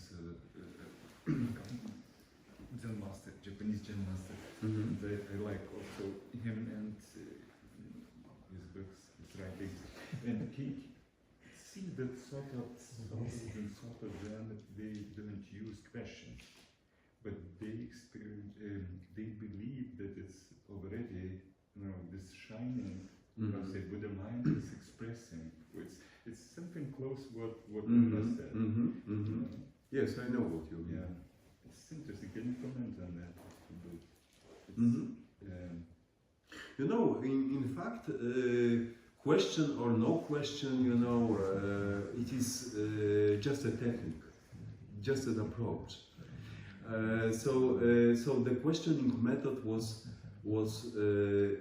developed, in fact, most, but Dahui, who was a contemporary teacher to Joeng Hye, you know, Joeng Hye was Tao Tsung school, which means Soto, Sao Tung, Tung Shan and Sao Shan. Okay, so the two guys, they established the Soto school in China, and Joeng Hye was you know, in this lineage. And you know, and they knew each other, you know. Dahui was from the other lineage closer to Rinzai.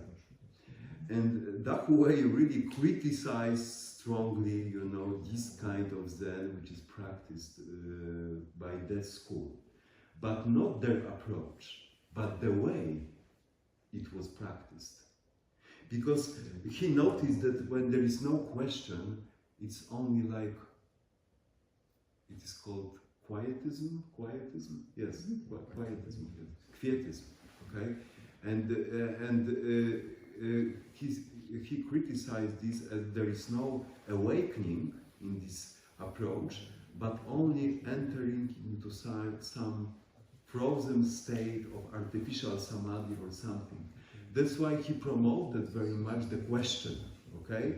So when you are sitting, you know, in your samadhi, ask questions. What is this? Or what is mu? What is this?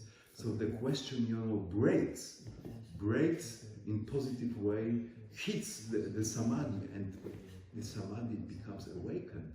Okay, so he criticized this approach, which was probably popular. By, of course, they were friends with Joeng Hye. And yeah, he even asked him to lead his monastery when he was dying. When shikantaza is practiced, you know, correctly, it is the same as Hwadu, you know. But you must really have this very sharp attention, okay? You must perceive the original light of mind, which means don't know without question, you know. We use question to wake up don't know. But when you can enter don't know directly, it's enough. There is no difference. It seems that belief, the hope in Soto's school is very important. It's already shining. Yes. Yeah. So there is a little bit emphasis and be shift in emphasis because you know in Zen we have great question, great faith, and great courage, and the Rinzai line shifts a little, you know, emphasizes more questioning aspect. Okay, and Soto emphasizes more faith aspect. Okay, so when you sit in Soto tradition, you must believe from the very beginning that you are already Buddha. Okay, that's no me sitting, that's the Buddha sitting. Okay, so yeah. But I don't think there is big difference. In fact, when you have when you quoted, you know, the question in the morning, what am I or what is this? And for the rest of the day you are just listening, you know, you practice both, both lineages. By the way, Alvidas, from what source is this, what you said during our conversation? That then you listen, right? Yeah. And as far as I remember, is from Ramana. From what? Ramana Maharshi. Ah, Ramana Maharishi. Yeah. Okay, yeah. That's also very good, you know. This Ramana Maharishi was from Vedanta tradition, but he used the same question. And one of these things he said, you know, it's I like most is that the question is not to bring you answer, but to dissolve questioner. Yeah.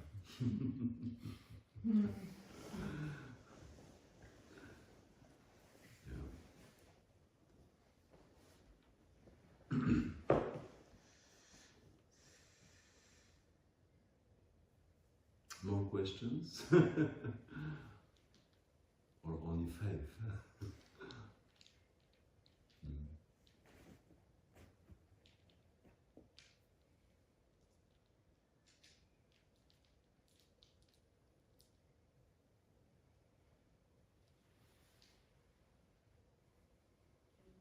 I have one question. Mm-hmm. Where is artificial intelligence and all? Excuse me? Where is artificial intelligence and all ChatGPT and company in this, what you told here? Artificial intelligence and And other stuff around this related to artificial intelligence. yes. And how to be in that flow together with all those things in balance, flow together. But when you see contradiction, it's just you know, artificial intelligence is just a tool. Yeah, and I can ask what is the answer. It's just a for tool. Ponga. You know, I heard some lecture, some opinion about one of the highest, you know, physicists in the world. You know, maybe a little bit old guy, Penrose, the friend of Hawking. He said, you know, the humankind was misled. There is no artificial intelligence because because intelligence means self-awareness. He said this, you know, but in artificial intelligence there is no self-awareness, at least so far. So he said, you know, what we know, you know, there are very, very fast big computers, in fact, you know, which can, you know, process all data, you know, and everything. But the mystery of consciousness is still unsolved.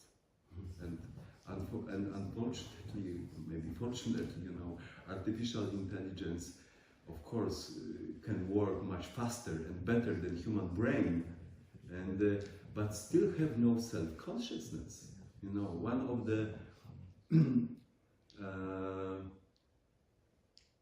did you see this movie by Kubrick, Odyssea, Cosmic Odyssey? I don't remember the name. 2001. Yeah. So this is so yeah. Okay. So let's not talk about it, you know, because maybe it is somewhere. Yeah. But in this movie, he was hijacked. In fact, by his he was flying to Jupiter, probably, yes, to Jupiter. I guess so. Yeah, with some mission, and finally the computer took control over the whole ship, starship. Okay, and he realized that to regain control, he must switch off the computer completely. That made him die.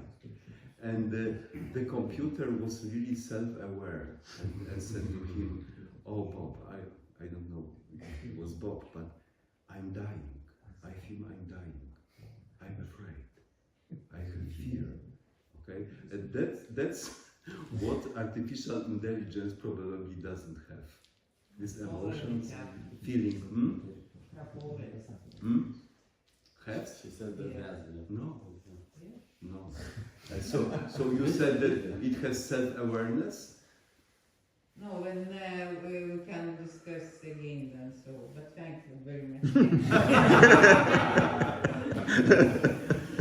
So as far as I know, it has no self-awareness, no self-feelings. So in other way, you know, artificial intelligence still not super sentient being. Okay? Is not still super sentient being. It reflects us. Yes, reflects us, because it combines all human knowledge and can very easily, you know, produce any kind of response. But it's still giga computers. It cannot sit. It has no legs.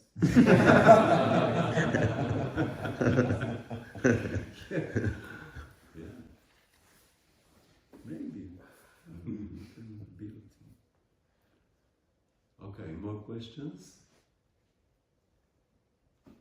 So we will see what future will bring, you know. Moving quicker. Hmm? Moving quicker and quicker. Mm-hmm. Not a question, but maybe just a thought, because Rita said that she can find a Kongan question answer in ChatGPT, and I can't. So Formulate the question correctly. yeah, I was checking. To ask ChatGPT how to ask him about the answer. Yeah, it will formulate how to ask. Yes. But thank you for sharing, because it was different aspects about different forms of practice. And then we moved to the questions, and then a question about Kongans popped up to my head. Mm-hmm. And you partly, I think, answered, because when we talked about questions and the importance of questions, I guess Kongan practice is also about questions and answers. Mm-hmm. But maybe you can somehow broaden Kongan practice, not the purpose of it, but maybe... The purpose. But not the purpose maybe, but after you shared some aspects of our practice, it became more lively. I guess I have this need to make Kongan practice more lively for me at the moment. Mm-hmm. Maybe at the moment. Yeah. Maybe at the moment. You know, Kongans are relatively late period of Zen. You know, it appeared a few hundred years after Bodhidharma and his first patriarchs. So in the first period of Zen there was no Kongans. There were some spontaneous dialogues, and these dialogues, some of them became so famous that they were written down and made a collection, you know, of Kongans. Hmm? Interesting. Is there a source where you can read this early? You have in the Kongan collection. this is the same. For example, Oh. Chang's Fox. Okay, I Or- thought that maybe it's Or a Joju Sumo, Okay. or judging washing bowls, or hanging up a tree. You know, all these kongas has some story. So the story is interesting, but the most interesting is the point of wisdom. Okay. So when we study kongans, we can enrich our practice, but the specific insights which are inbuilt in kongans, okay, they reveal some aspects of wisdom. Okay, so that's why we use them, you know. So let's make some comparison. You sit in meditation and you experience this shiny wisdom, you know. For example, your true nature is awakened, so your prajna is awakened. It is like brick of gold, okay. But what kongans make?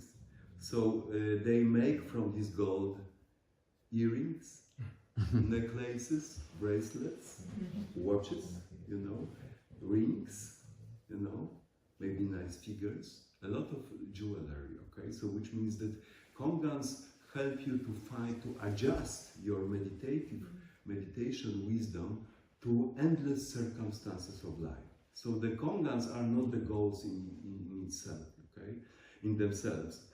They just help you to discover and to come closer to what we call the everyday kongan. Okay, so your everyday life is already kongan. Okay, so we have endless kinds of circumstances, and we must feed them like water into the cup or some utensil. Okay, so it helps us to make the bridge between our spiritual experience, meditative experience, and our everyday life. They help us to transport our experience from the cushion to endless circumstances of life, you know. Of course, you don't meet every day, you know, a man hanging up a tree by TV. Not so often. Maybe sometimes. You don't meet, you know, somebody, you know, standing with knife and grabbing the cat and saying, "Give me one word, I will save the cat, otherwise I will kill it." Okay, so not so often. Okay, so nobody asks you, you know, how can you not step on your shadow, okay, or something like this. So they are kind of symbolic, you know, but they wake up our intuition, which is born during practice, and help us to develop this flexibility of mind. You know, flexibility of mind is the wisdom. Okay, yeah. So that's the value of kongan practice. But for me, it has value really when you combine this with your meditation experience, because treating them as only some puzzles for brain, okay, and sitting and words, no, it doesn't make so much sense. That's why we emphasize that approaching the kongan, you should have don't know mind. Your mirror mind, mirror don't know, should be clear, and don't know mind is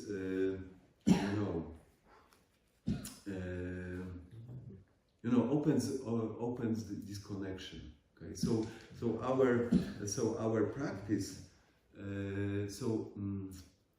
our life comes more from intuition, from your direct connection, because kongan means connect. First you must connect. This connection is very important because the connection also means compassion, okay, empathy.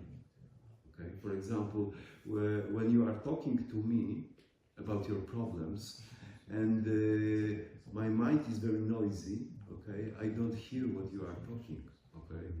So, sometimes, you know, you are talking to me, and I already catch some point and preparing my answer, you know, no listening. So become completely transparent and open, which then connection is possible, okay? And correct response, which is correct to answer to Kongan, can appear, okay? So that's the difference, you know, and this is our school of life, okay? Connect with reality, with your heart mind, with your shin, with your sin, okay, directly, okay.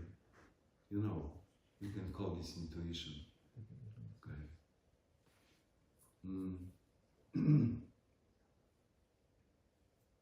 For example, somebody is falling to the ground, some elderly person, okay? Is it good or bad?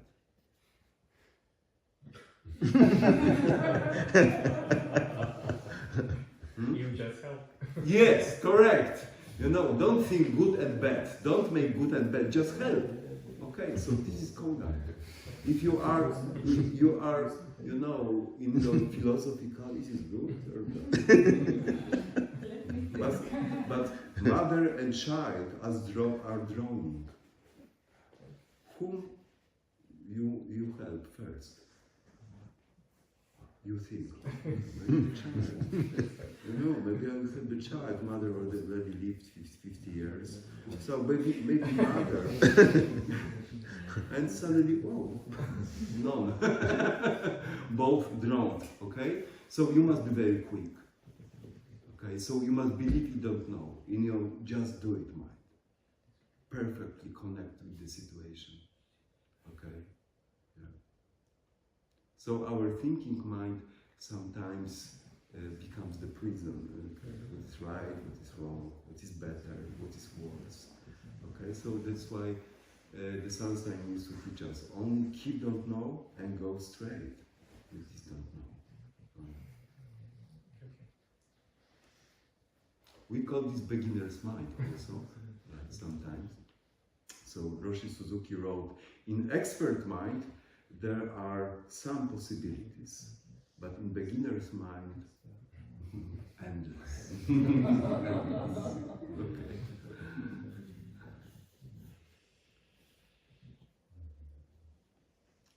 Some people are tired.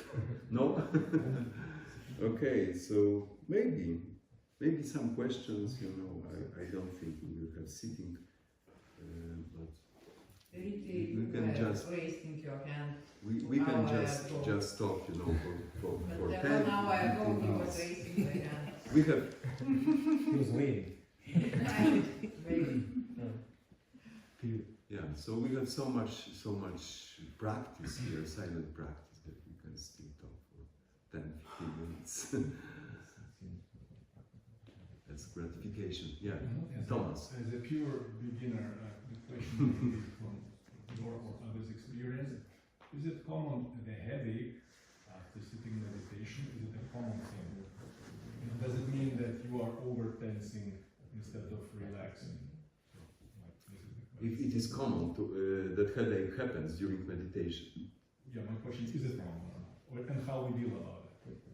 You know, it is not standard, okay? Some people can have different sensations during meditation, and you know the reason. You mean real headache? That's like headache. It's not like that. Maybe it's also a combination of many things when you start, because you are grasping different information and everything. But it's more like feel like a tension, not real headache, but kind of a tension in the head. Yes.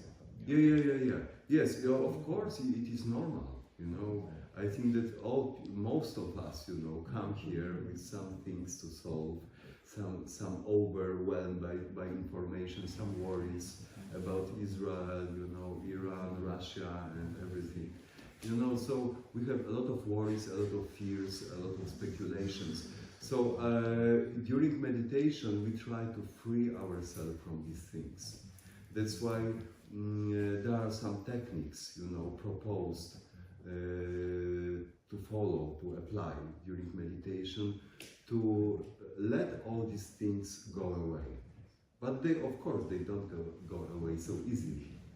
Don't go away so easily. So it's the matter. So first you must see them, you know, then see them from some distance, okay?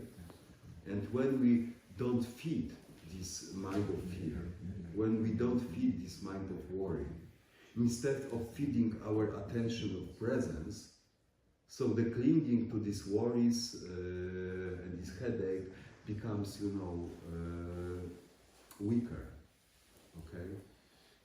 So we are more and more and more present and more rooted in this moment, okay? Yeah, but it's absolutely normal. So this noise of mind. A last question very resonated to me about beginner's mind. When you have endless possibilities and can decide which action to do. Like you said before, the daughter and mother is drowning. When you're thinking what you will do, it's too late to save any of them. And you said that you just have to have, I don't know, mind and just do it. But if you don't know, how can you choose? If you don't know what? Well, if you don't know, just don't know which action to take, so how can you choose correctly? You know, just follow the situation, you know, two people are drowning, okay? So... But in everyday situation. In everyday situation. Yes, in everyday situation. Yeah, so, so how can you know? You know, if you are only follow your thinking mind, okay, so you have always have doubts. Even if you chose something, you will never know it is a good choice. Okay, so there is some anecdote about Socrates and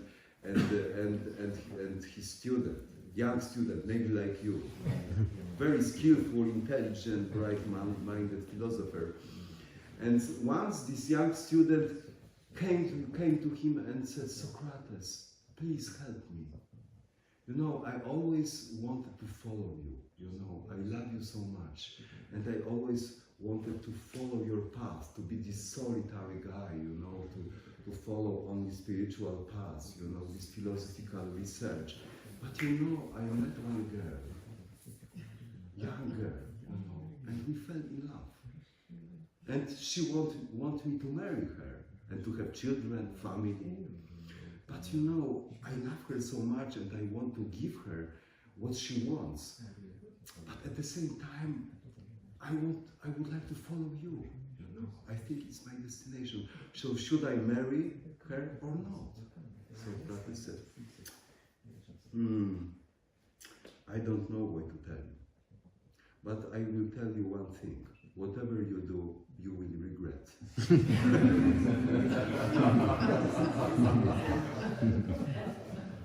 Okay, so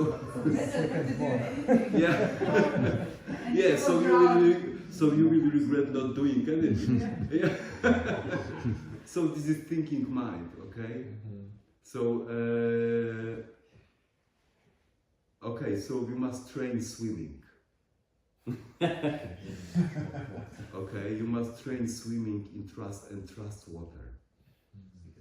Okay, so that's why we meditate, because our thinking mind not always gives us good advice. Okay, we consume a lot of energy from this. Okay, just do something sincerely. Do maybe. If children is closer, maybe save the child, you know. Maybe I don't know. It depends. It doesn't mean that I gave the example and had some solution I didn't tell you. No, I don't know the solution either. But when somebody is wrong, I think we will be clear what to do. Yeah. Yeah. So this is the same in Kongans. You know, Kongans are to try, don't know. This is the Kongan. You know. Yeah. Trust this, don't know. Trust your intuition. Yeah. So sometimes during Dharma talks, students ask teacher, you know, my grandmother did and did and this. What? And I felt like this. What should I do? You know, maybe some other question. You know, what to do with this? What to do? What Zen thinks about this? What Buddhism teaching says about this? You know, it is not Buddhist teaching. Okay. Buddhist teaching is you are light. Depend on this light, not depend on anything else. You are truth. Depend on this, rely on this truth. Don't rely on anything else. Okay? So in Buddhism, we have no ready solutions. Sometimes this, sometimes that. Okay? Buddhist teaching is only the tool, gives you the key, but you must put it into the door and open it. Okay, so Buddhist teaching has no ready solutions. There was, in some monastery, there was some master and two monks, his close students, you know, and they have some quarrel about some philosophical problem, okay? And they decided, because he couldn't find agreement, so they decided to go to the teacher to solve it for them. And the first student said, you know, master, I think that this is this and this and this and this and this and this and this. And master said, yes, you are right. You are right. But the second student, no, but now listen to me. I think that this is that and that and that and that and that. And master said, yes, you are right.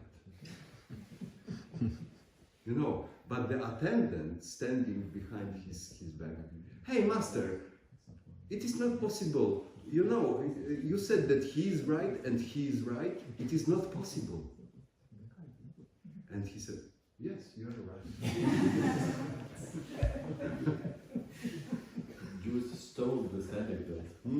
Jews stole this anecdote. Now they use it. Really? But it's yes, it is from Huayan. Yeah, but you know, I like this anecdote so much. But you know how Jews did that? I mean, like it's rabbi, and it's the two neighbors that somebody did.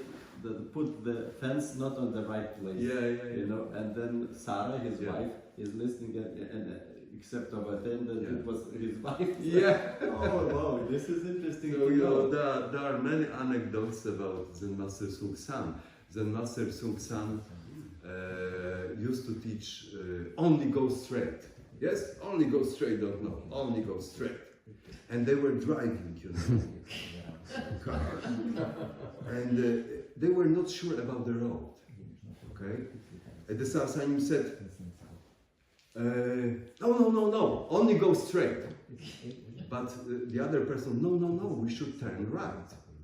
So the Sasanim said, okay, go only straight. Sometimes means turn right. Okay, so in Zen there is no such attachment. So all teaching tools are to support practitioner. So Buddha Dharma and all kinds, there are many schools of Buddhism in this world. All of them are only, you know, soap, okay, to wash your body. Okay, you can buy very expensive soap, for example, Dior, like there is some famous perfume, probably soap too, J'adore, you know. So your soap can be J'adore or something, whatever, but it can be Nivea, yeah. But all of them, you know, finally, you must switch on the shower and wash everything down. Your expensive soap waste flew away. Okay, so all this kind of teaching is only soap to remove something, to free your mind from delusion and restore the original face. You know. Okay. So all of them are like finger pointing at the moon. Okay. That's why this kind of teaching. So Zen Master Joeng Hye said, I have no teaching. No, it was Lin Chi. I have no teaching, you know, I have no teaching for you. I only unsolve knots. Untie the knots. Untie the knots. I only untie the knots. Okay. Yeah. So that makes this teaching and practice so beautiful, because there is no dogma here. All the Buddha's teaching is about you. About you. So, in morning bell chanting, there is some sentence which says 10,000 names of Buddhas and Bodhisattvas are originally the same name. All names of Buddhas and Bodhisattvas are originally the same name. What is his name? Okay, so let it be your kongan. Okay. Okay, so to find the, so more experienced students probably know the answer. So, okay, that's important. Everything is, all Buddha's teaching is about you, because original Buddha is not this ancient guy who died 100 years ago. Not Buddha statue. The true Buddha is already seeing through his eyes, hearing through ears. Yeah. And what is the name of this Buddha? Me? Buddha is me? But I don't hear the name. Lucas! Great. Next time your statue will be there.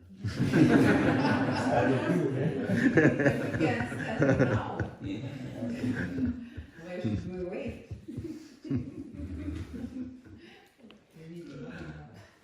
Okay, maybe last question and a little bit of break.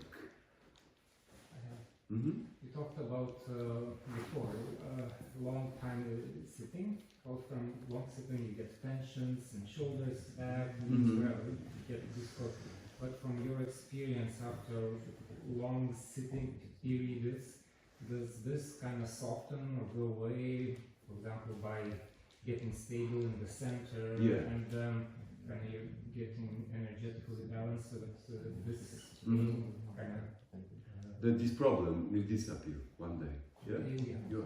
Yes, of course. Of course, you can. You always have some tiredness after 6 hours or sitting per day. It is not really tired, lie down.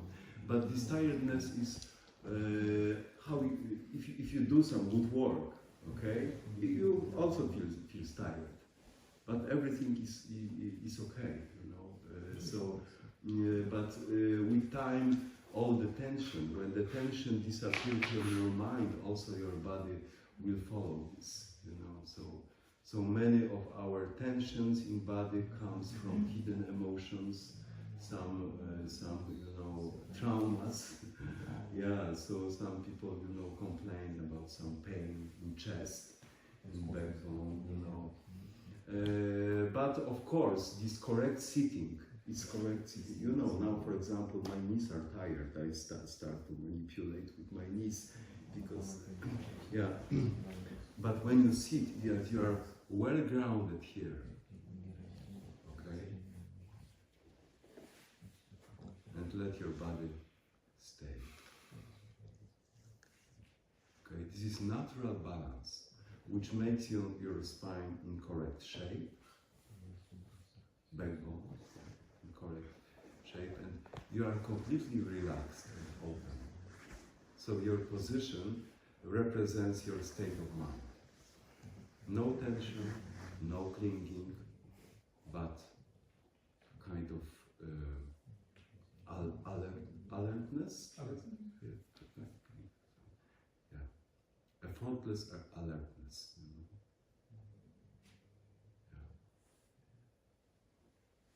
Yeah. So it will if you train, if you practice, it will become better and better. So, could you say that sitting is healthy or not healthy for physically? Because it's very healthy. Yeah, because yes, it's very healthy. Yeah, and kind of good.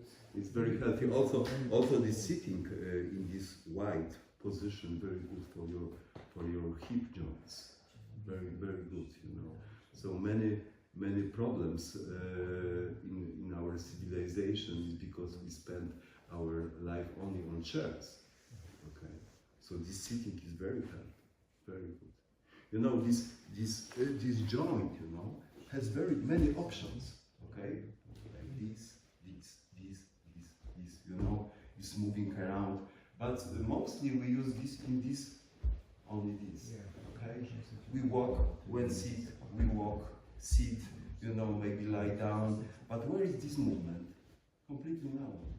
But that's why people have some problems. So one of the, I'm physiotherapist also. One of the prophylactic exercises is to sit like this. You know, when you have problem joints, or to prevent problems. Okay, so this wide sitting is very good. You know, and the rest also, you know, very good. You have very good position to breathe naturally, to relax your body. You know, so sitting in meditation is very healthy. It's very healthy. Good for your health too. Yeah. Does it replace physical exercise like they? No. Movement is also important. Yes, absolutely. Movement is also important. So if you sit only, also you will have problems with your blood circulations. And you put the hands like this now, and before when talking about the center, you showed like this. Yes. Is it that it's kind of links to strengthen the point, and here's to strengthen the... No. You mean that I showed something? No, just. Yeah, but is it the hand position doing some effect on? I don't know. You know, there are many schools even in Buddhism. There are many mudras. Because I hear that this position kind of like links to strengthen this. Yeah. So this mudra is called Mahamudra. You know, which means sometimes it's called cosmic mudra. You know, like all embracing mudra. And it symbolizes emptiness and fullness at the same time. So this mudra symbolizes absolute. So when you sit in meditation, I was talking about body position and this tanjon, but also the mudra is very helpful. It's very important. So when you keep mudra, don't make it like this. Okay. Keep your mudra as if you had something very precious, okay, which deserves your attention, deserves your mindfulness, your care. So the whole area, the belly, tanjon, and this mudra is the central place of your sitting. So the fingers should touch each other at the level of navel, and the hands, the palms, should support your tanjon. And keep this with attention. Okay. So really, attention. First of all, attention. Attention which means that there is no attention to one aspect and the other aspect is neglected. So, infuse your attention into your whole body, your whole body infused with attention, and your whole mind, your breathing, and finally your environment, your people sitting around, and the whole universe becomes one with your attention. Okay?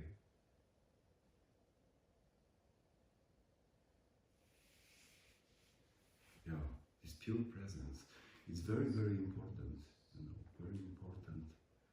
There is some commentary to famous mantra, Gate Gate Paragate Parasamgate Bodhisvaha, which means going beyond, beyond, beyond, beyond.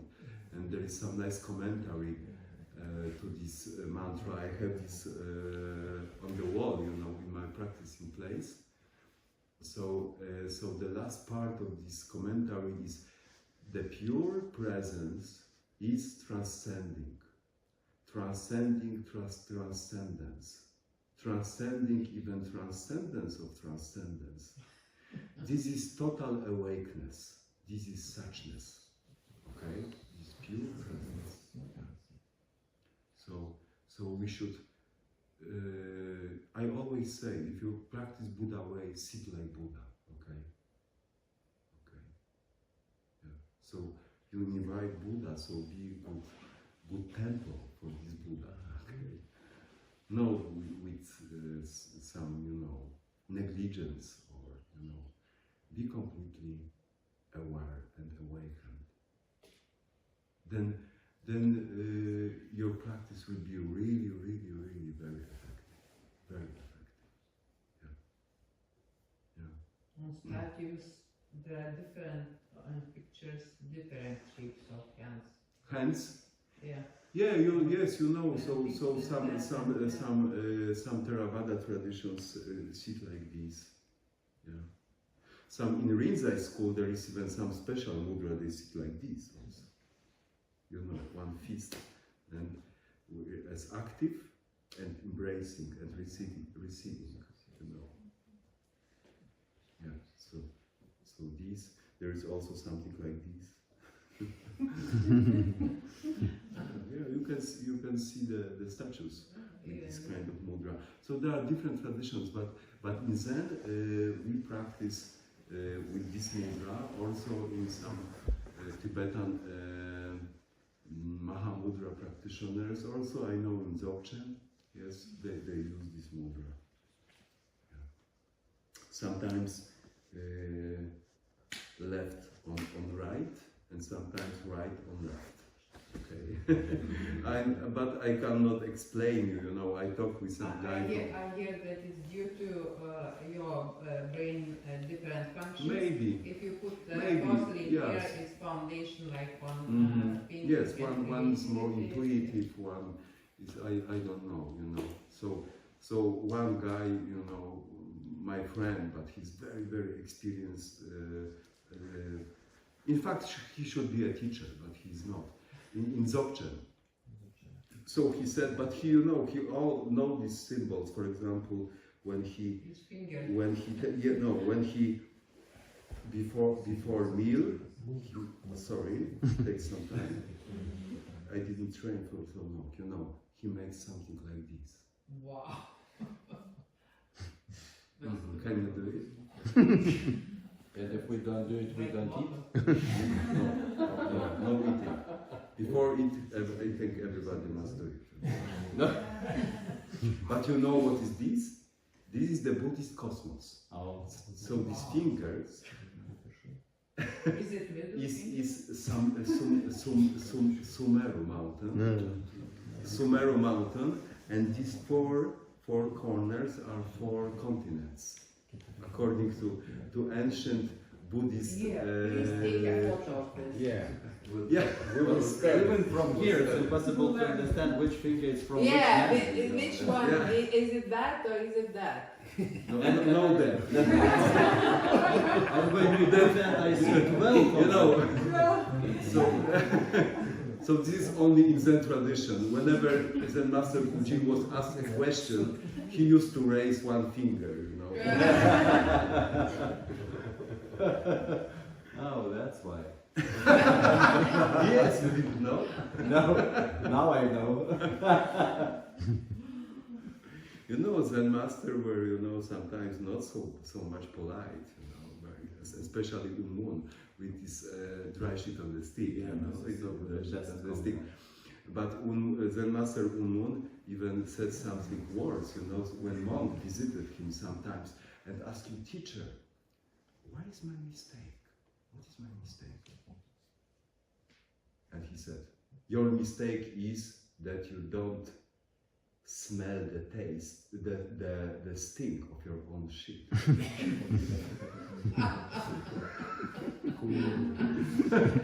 My guy. Yeah, so okay, so this is this Sumaru idea. And he said, this guy, you know, he knows many mudras and his big head, a lot of knowledge, Buddhist knowledge. And he said, this is gradual path and this is sudden path, you know. So when right or wrong is gradual enlightenment and this is sudden enlightenment. Which is, could you? Yeah, in Zen we have this sudden enlightenment. So okay, according to sudden, this, you know. okay, Yeah. sudden. I like what. Yeah. But Wupong Samsani was keeping the right, you know. He said like this. And I asked him, why did you keep this mudra, you know, deep opposite, you know? And he said, you know, because Zen masters keep like this. So, and after I became, you know, Zen master, I started to sit with this mudra. But finally, I gave up. I like this. But Wubong said, you know, but some Zen masters stay with normal mudra. But I asked him, you know, but it will be a little bit faster before I became Zen master. You know, a little bit faster with this mudra. And he said to me, no, you already understand. Okay, so, but this mudra is really very special, you know. I love this mudra, you know. It symbolizes, you know, completeness and emptiness, and really helps to bring, to gather attention in one place.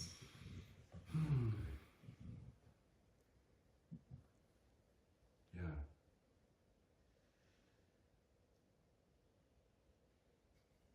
Kinesthetic mind and creative mind all together. Kinesthetic mind and creative mind together. Yeah, you can say this, okay? Good and bad, life and death, coming, going. All opposites meet at the absolute point. Yeah. So this is like with full lotus, okay?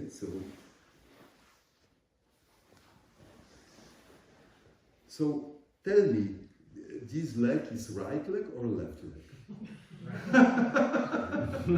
You don't know, yeah? It's left and right at the same time.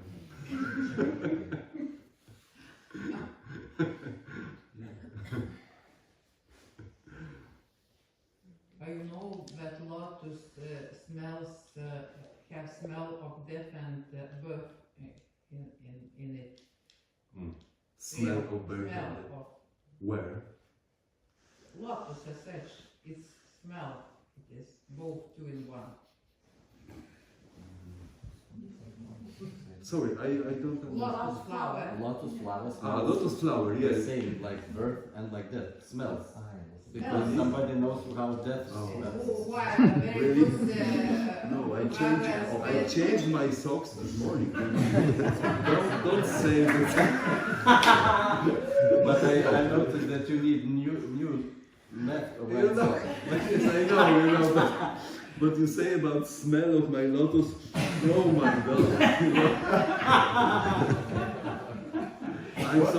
I'm so sorry, you know, so you survived these 2 hours. I'm just thinking with the smell of my lotus, so concentration. Ritis wants to move on with the smell of lotus, yes? Yes, it's time. Ritis is hungry, that's why we must finish. Okay, so Hungry and angry, jau dabar už 3 minučių. So it was nice meeting. Thank you so much. I hope it was beneficial for all of us. My only goal is to encourage you to practice, because it really works, you know. It really works, but you must be patient. You must have a little bit of faith, or big faith. It's better. Yeah. So please continue, and you will see the effects. Okay. You will see the fruit very soon. Okay. So thank you for your attention.